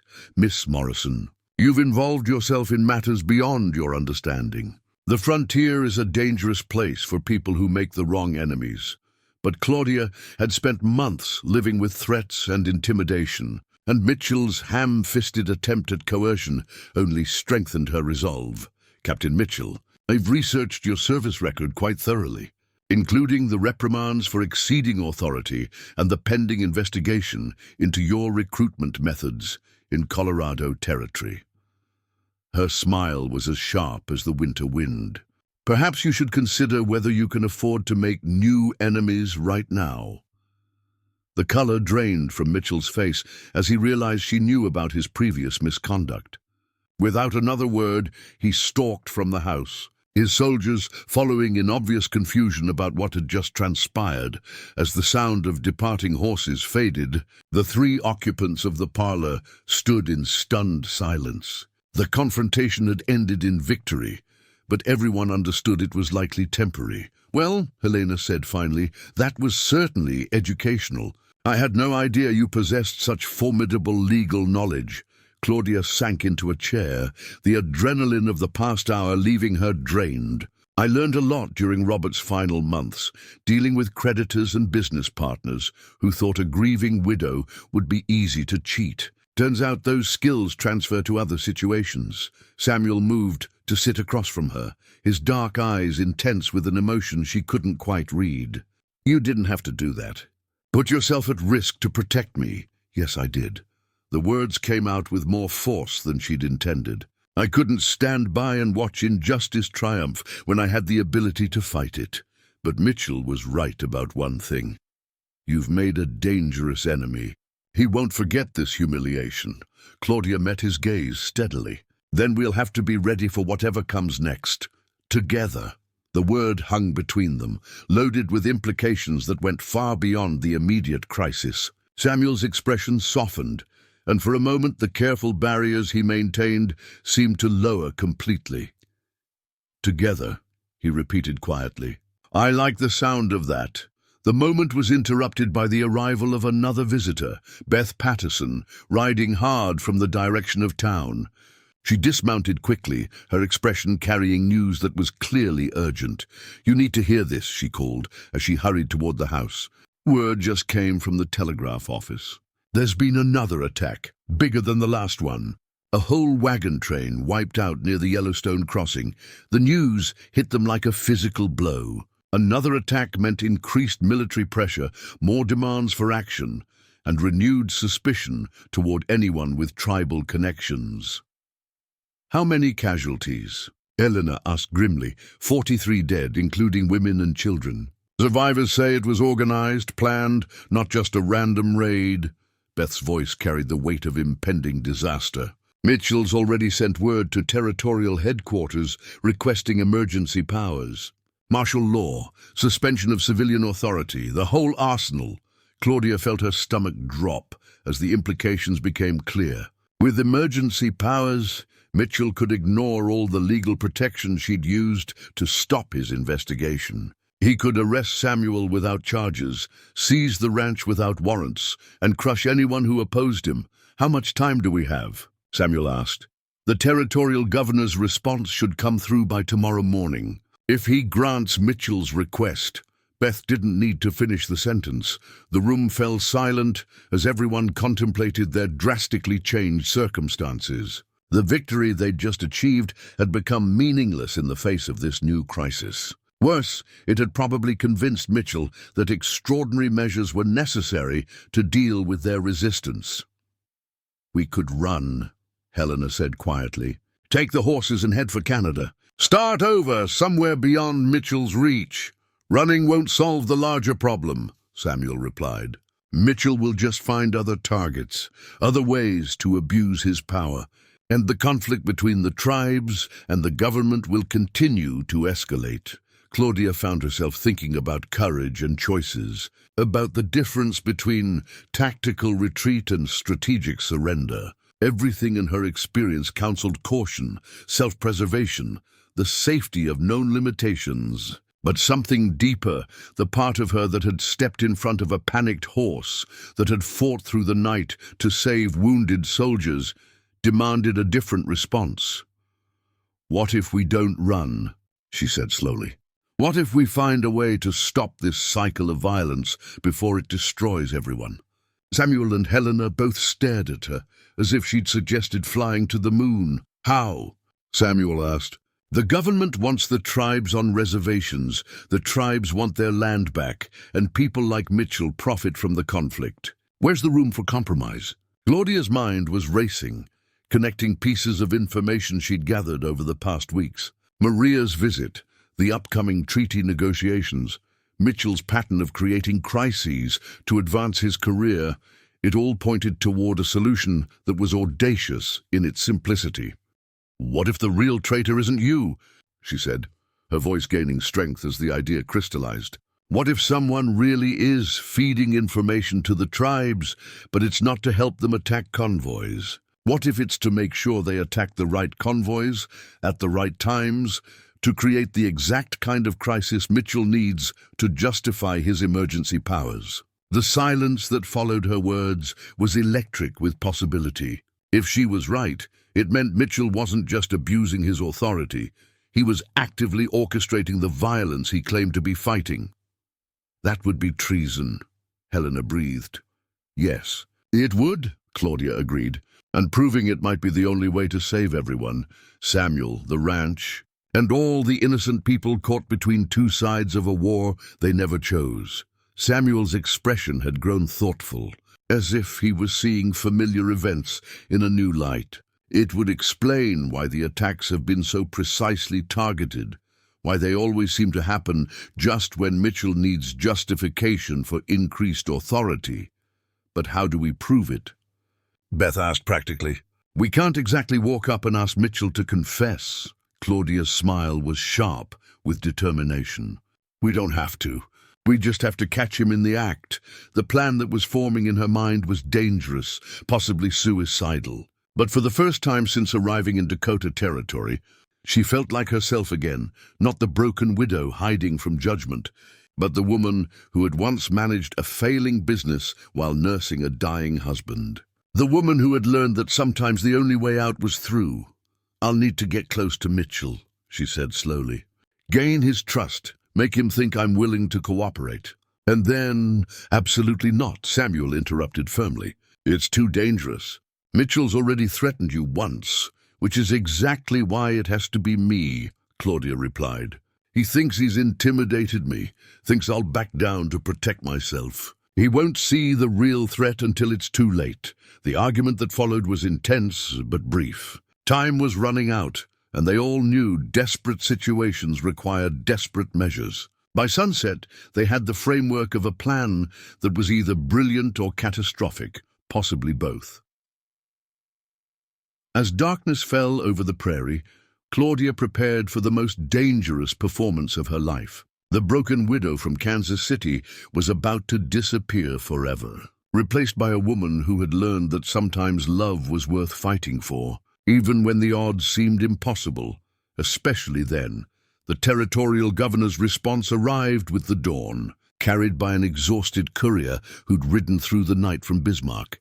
Helena read the telegram twice before passing it to Claudia, her face grave with the implications of the terse message. Emergency powers granted. Captain Mitchell authorized martial law effective immediately. All civilian oversight is suspended pending resolution of the security crisis. Claudia crumpled the paper in her fist, feeling the careful legal protection she'd constructed crumble like dust. Mitchell now had the authority to do whatever he deemed necessary, with no accountability to civilian authorities. The window for legal resistance had slammed shut. How long before he acts on it? Samuel asked, reading the devastation in their faces. He's probably already moving, Beth replied from her position at the window. I can see dust clouds from multiple riders heading this way from town. The sound of approaching hoofbeats confirmed her observation. This time, Mitchell arrived with a full military escort, 20 soldiers armed and equipped for serious resistance. The show of force was designed to demonstrate that the rules had fundamentally changed. Places, everyone, Claudia murmured, straightening her shoulders as she prepared for the most important performance of her life. Remember, I'm a frightened widow who's realized she's chosen the wrong side. The transformation that came over her was remarkable. The confident woman who had faced down Mitchell's investigation disappeared, replaced by someone who appeared fragile, uncertain, defeated. Her posture changed, her voice dropped, and even her facial expression shifted to project vulnerability rather than strength. Samuel started to object one final time, but Helena placed a restraining hand on his arm. They all understood that this was their only chance. If Claudia couldn't convince Mitchell to trust her, they would face imprisonment at best, execution at worst. The captain's knock was sharp and authoritative, the sound of someone who no longer needed to request permission. Helena answered with appropriate deference, stepping aside to allow the military to enter her home as if she had no choice in the matter. "Mrs. Morrison, I'm here to implement emergency security measures," Mitchell announced, his voice carrying the satisfaction of absolute authority. "All civilians suspected of aiding hostile forces will be detained pending investigation." His eyes found Samuel immediately, the hunger for victory barely concealed behind official duty. But Claudia stepped forward before he could issue arrest orders, her movement calculated to draw attention. "Captain Mitchell," she said, her voice trembling with manufactured fear, "I need to speak with you privately. About Samuel, about the situation. I think I've made terrible mistakes." Mitchell's expression shifted to surprise, then suspicion, then calculation. The frightened widow presenting herself for his consideration was exactly what his ego had expected to produce. "What kind of mistakes, Miss Morrison?" Claudia glanced nervously at Samuel, as if afraid of his reaction to her words. "I believed his lies about being innocent. But after yesterday's attack, 43 people dead, including children." She let her voice break convincingly. "I can't be responsible for more deaths. The performance was masterful." Mitchell's suspicion began giving way to satisfaction as he realized the legal resistance he'd encountered was crumbling under the weight of genuine fear. "What exactly are you proposing?" he asked carefully. "Cooperation. Full cooperation." Claudia's hands shook as she spoke, though whether from genuine nerves or calculated effect, even she wasn't sure. "I have information about Samuel's contacts, his activities, things I overlooked because I was emotionally compromised." Samuel's sharp intake of breath was entirely genuine, as was the hurt that flashed across his features. The reaction was so authentic that for a moment Claudia wondered if he truly doubted her motives. And in exchange for this cooperation, Mitchell's tone had grown considerably warmer. Protection. Immunity from prosecution. A chance to start over somewhere far from this territory. Claudia's voice gained strength, as if she was finding courage in her decision to betray her friends. "I never wanted to be involved in any of this. I just want to survive." Mitchell studied her for a long moment, his military mind weighing the potential advantages of turning Samuel's protector into his enemy. The strategic value was enormous. Not only would it eliminate organized resistance, but it would provide valuable intelligence about tribal connections and potential future threats. "This conversation requires privacy," he said finally. "Sergeant Williams, secure the premises. No one enters or leaves without my direct authorization." As soldiers moved to surround the house, Mitchell gestured for Claudia to follow him into Helena's study. The room's isolation would provide the perfect setting for her to begin earning his trust, while hopefully gathering the evidence they desperately needed. "Now then," Mitchell said once they were alone, "let's discuss the specifics of your cooperation." Claudia had prepared extensively for this moment, crafting a story that would seem valuable while revealing nothing that could actually harm Samuel or the ranch. The key was to provide information that appeared significant, but was either already known to Mitchell or completely fabricated. "Samuel's been in contact with tribal leaders," she began, her voice carrying the breathless urgency of someone desperate to prove their usefulness. "Not just his sister-in-law, but others. War chiefs, medicine men, people with real influence." Mitchell leaned forward, his interest clearly piqued. "What kind of contact?" "Messages, meetings in secluded locations. He's been serving as some kind of intermediary between the tribes and someone else." Claudia paused dramatically, as if reluctant to reveal the most damaging information. "Someone else? I don't know who. But there's definitely a white man involved, someone with access to military information." Samuel mentioned receiving payments, instructions about which convoys to target. The fabrication was dangerous. If Mitchell investigated too deeply, the lie would quickly unravel. But it served two crucial purposes. It reinforced his existing suspicions about tribal involvement while introducing the possibility of a white conspirator. "You're certain about this payment?" Mitchell's voice had grown sharp with professional interest. "I saw him with gold coins, more money than ranch work could account for. When I asked about it, he said it was payment for special services to his people. Claudia allowed tears to gather in her eyes. I was so foolish. I thought he meant cultural guidance, helping with negotiations. I never imagined, where do these meetings take place?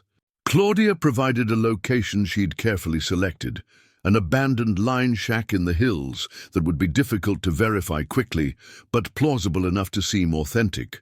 The key was to buy time while encouraging Mitchell to reveal his own methods and motivations. There's something else, she said hesitantly. Something that frightens me even more than Samuel's involvement with the tribes. Mitchell's expression grew predatory. What? I think someone's been using the attacks for personal gain. The timing is too convenient, the target's too specific. Someone with detailed knowledge of military operations is orchestrating these incidents to create exactly the kind of crisis that would justify expanded authority. The words hung in the air like an accusation. Mitchell's face went through several subtle changes: surprise, calculation, and something that might have been fear. When he spoke, his voice carried a new edge. That's a very serious allegation. Do you have evidence to support it?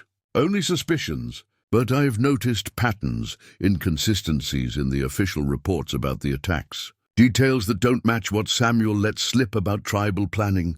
Claudia was walking a razor's edge now, close enough to the truth to gauge Mitchell's reaction while maintaining the pretense of cooperation.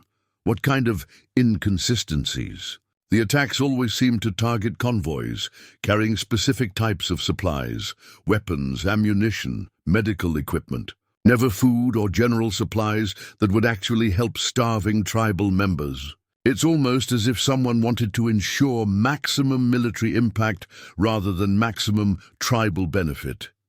Mitchell's stillness was telling. He was clearly processing implications that went beyond simple tribal raids, considering possibilities that threatened his carefully constructed narrative. "Have you shared these suspicions with anyone else?" he asked quietly. "No.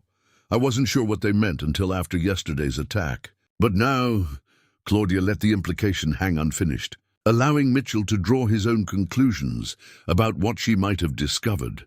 The conversation was interrupted by a commotion from outside, shouting voices, and the sound of horses moving quickly. Mitchell moved to the window, his expression darkening as he took in whatever was happening in the yard. "It seems we have unexpected visitors," he said grimly. "Stay here." But Claudia followed him to the main room, where they found chaos erupting. A group of Lakota warriors had arrived, led by a man whose bearing suggested high rank within the tribal hierarchy. The soldiers had their weapons drawn, but the warriors maintained a careful distance that avoided immediate provocation. "I am Chief Standing Bear," the leader announced in clear English. "I come under a flag of truce to speak with Captain Mitchell about the recent attacks." Mitchell's face cycled through several emotions before settling on professional caution. "Chief Standing Bear, this is highly irregular. You should be communicating through official channels at the Indian Agency. The Indian Agency tells us nothing while our people are blamed for attacks we did not commit." Standing Bear's voice carried dignity and controlled anger. "I come to offer proof that these raids are not the work of my warriors." The statement sent shockwaves through the assembled group. Claudia felt her heart racing as she realized they might be witnessing the break in the case they desperately needed. "What proof?" Mitchell demanded, but his tone suggested he was far from pleased by this development. Standing Bear gestured to one of his companions, who stepped forward carrying a collection of items, weapons, clothing, and what appeared to be military equipment. These were taken from the raiders who attacked the wagon train, men who claimed to be Lakota but carried weapons our people do not use, wore war paint in patterns that are not ours. Mitchell examined the evidence, his expression growing increasingly troubled. The items were clearly military issues: cavalry sabers, army-issued ammunition, even pieces of uniform that appeared to have been deliberately altered to suggest tribal origin. "This proves nothing," Mitchell said, but his voice lacked conviction. "These items could have been taken during previous raids. The ammunition was manufactured last month, Standing Bear replied calmly. The serial numbers on the weapons traced to equipment reported stolen from Fort Abraham Lincoln 2 weeks ago. Before any tribal raids occurred, the implications were devastating. Someone with access to military supplies had been arming false tribal raids, creating attacks that would be blamed on the tribes while serving other purposes. The evidence Standing Bear presented suggested a conspiracy that went to the heart of the military establishment. Claudia watched Mitchell's face carefully, noting the way his expression shifted from skepticism to calculation to what might have been panic. His reaction told her everything she needed to know about who had been orchestrating the attacks. "I'll need to examine this evidence more thoroughly," Mitchell said finally. "Chief Standing Bear, I appreciate your cooperation, but this matter requires careful investigation through proper channels." "There is no time for proper channels," Standing Bear replied.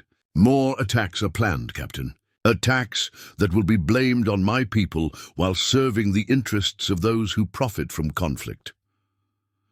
"What do you mean more attacks are planned?" Mitchell's voice had grown sharp with alarm. Standing Bear's smile was grim. "Did you think we would not notice patterns in these false raids? Did you believe we would not investigate when our people were blamed for atrocities they did not commit?" The chief gestured to another of his companions, who produced a captured document, a military dispatch, outlining planned convoy routes and suggesting optimal times for tribal raids that would justify increased military presence. "This was taken from one of the false raiders," Standing Bear continued. "It contains information that only someone within the military command structure could possess." Mitchell's face had gone pale as he realized the full scope of what was being revealed. The evidence Standing Bear presented didn't just prove tribal innocence, it exposed a conspiracy within the military itself. These documents could be forgeries. Mitchell protested weakly. "They could be," Standing Bear agreed. "But the handwriting matches samples we obtained from other sources." "Sources within your own command structure, Captain." The net was closing around Mitchell with inexorable precision. Claudia could see the desperation beginning to show in his eyes as he realized his carefully constructed operation was unraveling. But she also recognized the dangerous moment they were approaching. A cornered predator was often most deadly when escape seemed impossible. "Sergeant Williams," Mitchell called sharply, "arrest these Indians for trespassing on military property." "This is civilian property," Helena protested. "And they came under a flag of truce." "Martial law supersedes civilian property rights," Mitchell snapped. "And tribal flags of truce are meaningless when dealing with hostile forces." But Standing Bear had anticipated this response. "Captain Mitchell, before you make choices you cannot undo, you should know that copies of all this evidence have been sent to territorial headquarters, to the Indian Agency, and to certain newspaper editors in Chicago and New York." The revelation hit Mitchell like a physical blow. His operation depended on controlling information, managing the narrative of tribal aggression. If evidence of his conspiracy reached the outside world, his career and freedom would be forfeit. "You're bluffing," he said, but his voice carried no conviction. "Am I? Your own courier services carried the packages yesterday evening. By now, territorial authorities are examining evidence that will end your career and likely result in your execution for treason." The standoff that followed was electric with tension. Mitchell's soldiers looked uncertain, caught between following orders and recognizing that their commander might be the real enemy. The Lakota warriors remained ready for violence, but clearly preferred a peaceful resolution. In that charged moment, Claudia made a decision that would define the rest of her life. She stepped forward, placing herself between the opposing forces, and spoke with the authority of someone who had nothing left to lose. "Captain Mitchell," she said clearly, "I think it's time you told us about your partnership with whoever's been organizing these false raids. Because we all know you didn't plan this conspiracy alone." The accusation hung in the air like a lit fuse, waiting to explode into violence or revelation. Mitchell's hand moved toward his weapon, his face contorting with the realization that his world was collapsing around him. The next few seconds would determine whether justice would triumph or whether they would all die to protect one man's ambition. The silence stretched like a taut wire ready to snap. Mitchell's hand hovered over his holstered weapon, while his eyes darted between the assembled faces, Standing Bear's warriors, his own uncertain soldiers, and Claudia, who had just shattered his carefully constructed world with a single question.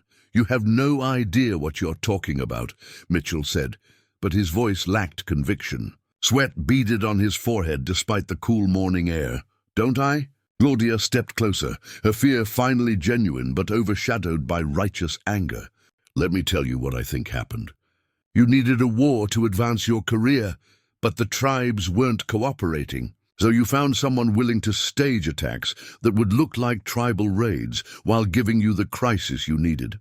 Standing Bear nodded slowly. "The false raiders spoke English when they thought no one could hear. They moved like soldiers, not warriors. And they made mistakes no Lakota would make." "Lies," Mitchell snapped, but his desperation was showing. "Savage propaganda designed to—" "Captain!" The voice came from the doorway, where a new figure had appeared. A man in civilian clothes, but with unmistakable military bearing, stepped into the room, flanked by two territorial marshals. "I think you should stop talking." Mitchell's face went white as he recognized the newcomer. "Colonel Morrison, I wasn't expecting—" "No, I'm sure you weren't." Colonel Morrison, Helena's brother and Claudia's uncle, surveyed the scene with the cold professionalism of a career officer. "When Territorial Headquarters received Chief Standing Bear's evidence, along with some very interesting documentation from my niece, I decided to investigate personally." Claudia felt a surge of relief, so powerful it nearly buckled her knees. The backup plan she'd implemented, sending copies of her research to family contacts in the territorial government, had worked. "Uncle James," she said quietly, "thank you for coming. Thank you for being brave enough to uncover this." His expression softened briefly before hardening again as he faced Mitchell. "Captain, you're under arrest for conspiracy, treason, and violations of the Uniform Code of Military Justice." But Mitchell wasn't finished. In one fluid motion, he drew his sidearm and grabbed Claudia, pressing the barrel against her temple. "Nobody moves or the lady dies." The room erupted into controlled chaos. Soldiers raised weapons uncertainly, unsure whether to follow their captain's orders or the colonel's authority. Standing Bear's warriors tensed but held their positions, while Samuel took a half-step forward before stopping at Claudia's sharp look. "Let her go, Mitchell," Colonel Morrison said calmly. "You're only making this worse." "Worse?" Mitchell's laugh was bitter. "My career is already over. My reputation was destroyed. At least this way I can take someone with me." Claudia could feel the tremor in Mitchell's gun hand, the desperation that made him more dangerous than any rational opponent. But she'd learned something important about herself. Over the past weeks, she was no longer the woman who accepted victimization as inevitable. "You're wrong about one thing," she said quietly. "What?" "You said you'd take someone with you. But I'm not the helpless widow you think I am." In one swift movement, she elbowed Mitchell in the ribs while dropping low. Just as Samuel had taught her during their impromptu self-defense lessons, Mitchell stumbled backward, his shot going wide as Samuel lunged forward. The two men crashed into Helena's bookshelf, but Samuel's frontier-hardened strength quickly overwhelmed the desk-bound officer. Within seconds, Mitchell was disarmed and restrained. "It's over," Colonel Morrison announced to the room. Sergeant Williams placed Captain Mitchell under arrest. "Chief Standing Bear, thank you for your cooperation in this matter." As the immediate crisis resolved, Claudia found herself shaking with delayed reaction. Samuel was beside her instantly, his arms steady and warm as she processed what had just happened. "Are you hurt?" he asked, his voice tight with concern. "No, just—" She looked up into his dark eyes, seeing relief and something deeper that made her breath catch. "Just tired of being afraid." The cleanup took several hours. Mitchell was transferred to territorial custody, his co-conspirators identified from documents seized at Fort Lincoln. The false flag operation had been extensive, involving several corrupt officers who saw personal profit in prolonged conflict. Standing Bear and Colonel Morrison worked together to draft new protocols for tribal military communication, establishing safeguards against future manipulation. It was a fragile beginning, but it offered hope for something better than endless cycles of violence and mistrust. As afternoon settled over the ranch, Claudia found herself alone with Samuel in the horse corrals. Thunder, the stallion whose panic had first brought them together, now stood calmly as Samuel brushed his coat with practiced strokes. "What happens now?" she asked. "Now we rebuild," Samuel replied, not looking up from his work. "The ranch, the relationships between our communities, maybe even some trust in justice, and us." The question hung between them, loaded with all the hopes and fears they'd been carrying. Samuel set down the brush and turned to face her fully. "I don't know," he said honestly. "A month ago I thought I was too broken to ever care about anyone again. 3 years of carrying guilt and grief had convinced me that isolation was the only safe choice." Claudia nodded, understanding completely. "I felt the same way. After Robert's death, after all the accusations and judgment, I believed I was cursed, that anyone who cared for me would be destroyed by my inability to be what they needed. And now?" She considered the question carefully, thinking about everything that had changed since that first evening when a taciturn horseman had helped her carry her burdens without judgment. "Now, I think maybe we were both wrong. Maybe being broken isn't permanent. Maybe it's just a starting point." Samuel's smile was soft and genuine. "Maria always said that the strongest pottery comes from clay that's been broken and reformed. That the cracks become part of the beauty, not something to hide. Your sister-in-law is a wise woman. She is. She's also probably going to want to meet the woman who helped save me from my own stubbornness." Samuel reached for Claudia's hands, his touch gentle but certain. "If you're willing to face that particular trial," Claudia laughed, surprised by how natural it felt. "After facing down Captain Mitchell, I think I can handle meeting family." They stood together in the golden afternoon light, two people who had learned that healing was possible even when it seemed impossible. The territory around them was still wild and dangerous, still full of challenges that would test their courage and commitment. But they would face those challenges together, building something new from the pieces of what they'd lost. "Samuel," Claudia said softly. "Yes? When you first found me at that crossroads, you said the land here teaches the difference between existing and living. I remember. I think I'm finally ready to learn the difference." Samuel's arms came around her then, strong and sure and infinitely gentle. "Then let's learn together." 3 weeks later, the territorial newspapers carried headlines that would reshape the frontier forever. Military conspiracy exposed. False flag operations revealed. New era of tribal relations begins. But for Claudia and Samuel, the real transformation was taking place in quieter moments, in shared meals around Helena's kitchen table, in long conversations about building a future neither had dared imagine. In the gradual understanding that love didn't require perfection.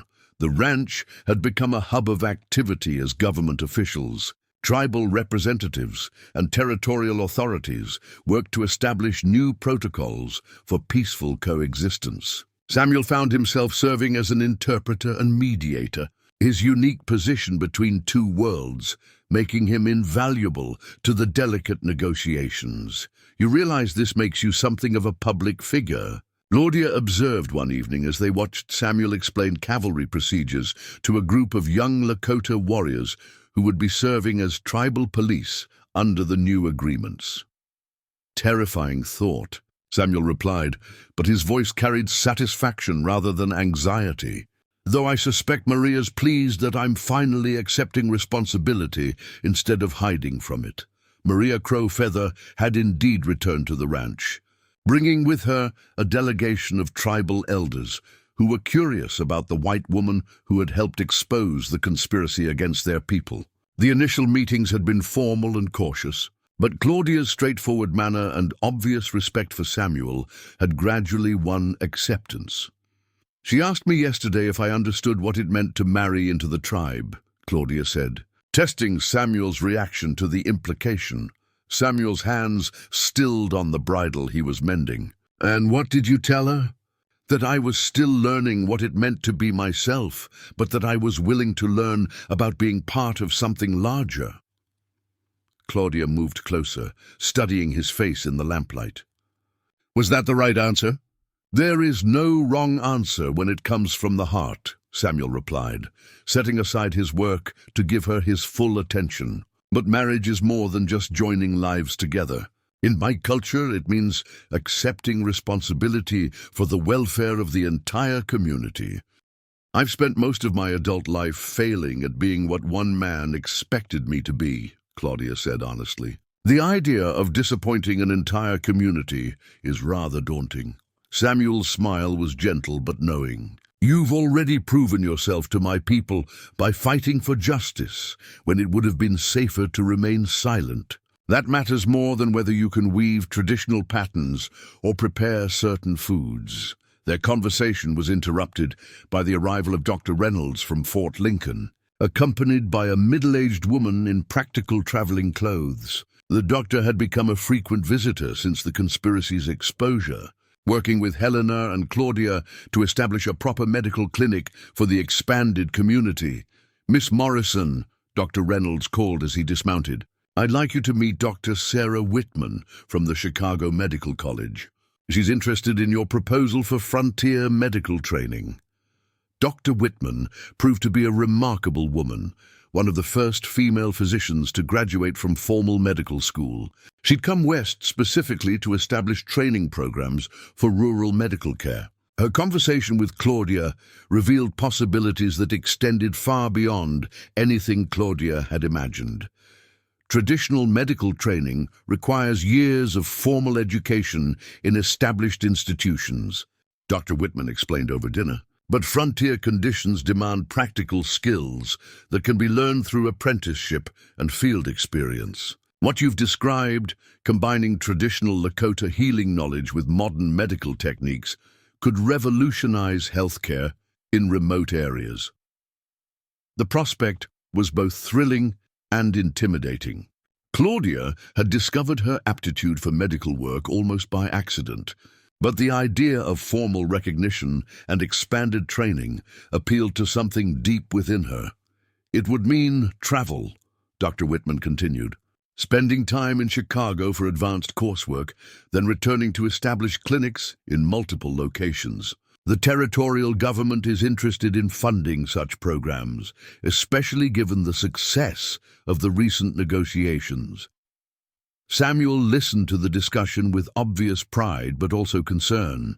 The opportunities being offered to Claudia would require months of separation and significant changes to their planned future. "It's an incredible offer," Claudia said carefully, "but I need time to consider how it would affect other commitments." Later that evening, as they walked among the corrals under a star-filled sky, Samuel and Claudia discussed the complexities of building a life together when both were being pulled toward expanded responsibilities. "You should accept Dr. Whitman's offer," Samuel said finally. "This is your chance to become the healer you were meant to be, and leave you here to manage tribal relations alone. Abandon Helena when she needs help with the ranch." Claudia shook her head. "I've spent too many years being told what I should do. Now I want to choose what I will do." "Then choose based on your dreams, not your fears," Samuel replied. "We've both learned that avoiding risk doesn't guarantee safety. Sometimes the greatest danger lies in refusing to grow." Thunder whinnied from his pasture, the sound carrying contentment rather than the panic that had once defined him. The stallion had become a symbol of transformation for the entire ranch, proof that even the most damaged spirits could learn to trust again. "What if we built something here?" Claudia asked suddenly.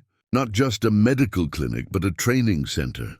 Somewhere that combines formal medical education with practical frontier experience?" Samuel's expression grew thoughtful as he considered the implications. You're talking about bringing together white medical knowledge and traditional tribal healing? I'm talking about bringing together everything that works, regardless of where it comes from, Claudia replied with growing excitement. Dr. Whitman could establish a satellite program here. Maria and the tribal healers could share their knowledge. We could train people to serve communities that have never had access to proper medical care. The vision she was painting was ambitious beyond anything either of them had imagined. It would require cooperation between groups that had been enemies, funding from territorial and federal sources, and years of patient work to establish credibility. But it offered the possibility of creating something genuinely new, a model for how different cultures could build together rather than destroy each other. Helena would love it, Samuel said, warming to the idea. She's always believed this ranch could be more than just a horse-breeding operation. And you? What do you think? Samuel was quiet for a long moment, his gaze moving from the stars to the ranch buildings to Claudia's face. When he spoke, his voice carried the weight of decisions that would shape multiple futures. I think it sounds like the kind of work worth spending a lifetime on, he said, especially if we're spending that lifetime together. The proposal that followed wasn't the romantic scene from popular novels, no elaborate speeches or dramatic gestures. Instead, it was a quiet conversation between two people who understood that real commitment meant choosing to face uncertainty together. "Will you marry me, Claudia Morrison?" Samuel asked simply. "Will you help me build this dream and let me help you build yours?" "Yes," she replied, the word carrying all the hope and determination she'd discovered within herself. "But I want a proper ceremony, one that honors both our traditions and creates something new." The wedding took place 6 weeks later, on a crisp October morning, when the prairie grass had turned golden and the cottonwoods blazed with autumn color. The ceremony blended Lakota traditions with frontier customs, conducted by both a territorial judge and a tribal elder. Helena served as matron of honor, while Maria stood for Samuel, their presence symbolizing the bridges being built between communities. Beth Patterson, now serving as the ranch's assistant manager, had organized a celebration that brought together an unlikely assembly: cavalry officers and tribal warriors, territorial officials and reservation families, all united in their support for a couple who had proven that understanding was possible across any divide. Dr. Whitman attended as well, bringing with her official documents establishing the Morrison Crow Feather Medical Training Institute, along with territorial funding that would support the program for 5 years. The political momentum generated by exposing Mitchell's conspiracy had created opportunities that none of them could have anticipated. "You realize this makes you pioneers in more ways than one," Dr. Whitman told the new couple during the reception. "Integrated medical training, cross-cultural healing practices, frontier education programs. You're essentially creating a new model for how communities can work together." Standing beside Samuel as they received congratulations from their diverse group of friends and family, Claudia reflected on how completely her life had transformed. The woman who had arrived in Dakota territory believing herself too broken for love had discovered strength she'd never known she possessed. More importantly, she'd learned that healing was not about becoming unbroken. It was about accepting the cracks and learning to let light shine through them. "Any regrets?" Samuel asked quietly as they watched Thunder lead a group of young horses across the pasture. His movements confident and free. "Only that it took me so long to find my way here," Claudia replied, her hand finding his with the naturalness of long practice. "But maybe I wasn't ready before. Maybe we both needed to be broken first, so we could understand how to help others heal." Maria approached them, carrying a traditional Lakota wedding gift, a blanket woven with patterns that told the story of two paths joining into one, stronger thread. "In our tradition," she explained, "marriage is not about two people becoming one. It's about two people choosing to walk the same path while remaining themselves." As the celebration continued around them, Claudia and Samuel stood together watching the sunset paint the sky in brilliant shades of orange and gold. The future stretched before them, full of challenges and uncertainties, but also rich with possibility. The medical institute would open in the spring, bringing together students from medical colleges and young people from tribal communities. The ranch would continue to breed horses, but now also serve as a model for peaceful cooperation between different ways of life. Most importantly, they would continue learning about healing, about love, about the courage required to build something new from the fragments of what had been lost.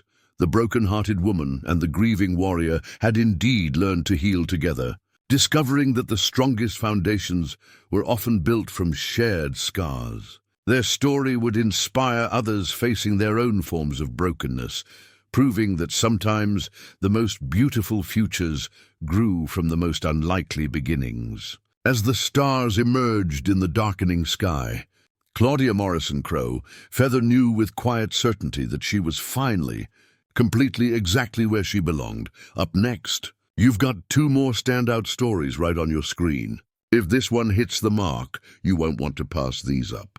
Just click and check them out. And don't forget to subscribe and turn on the notification bell so you don't miss any upload from us.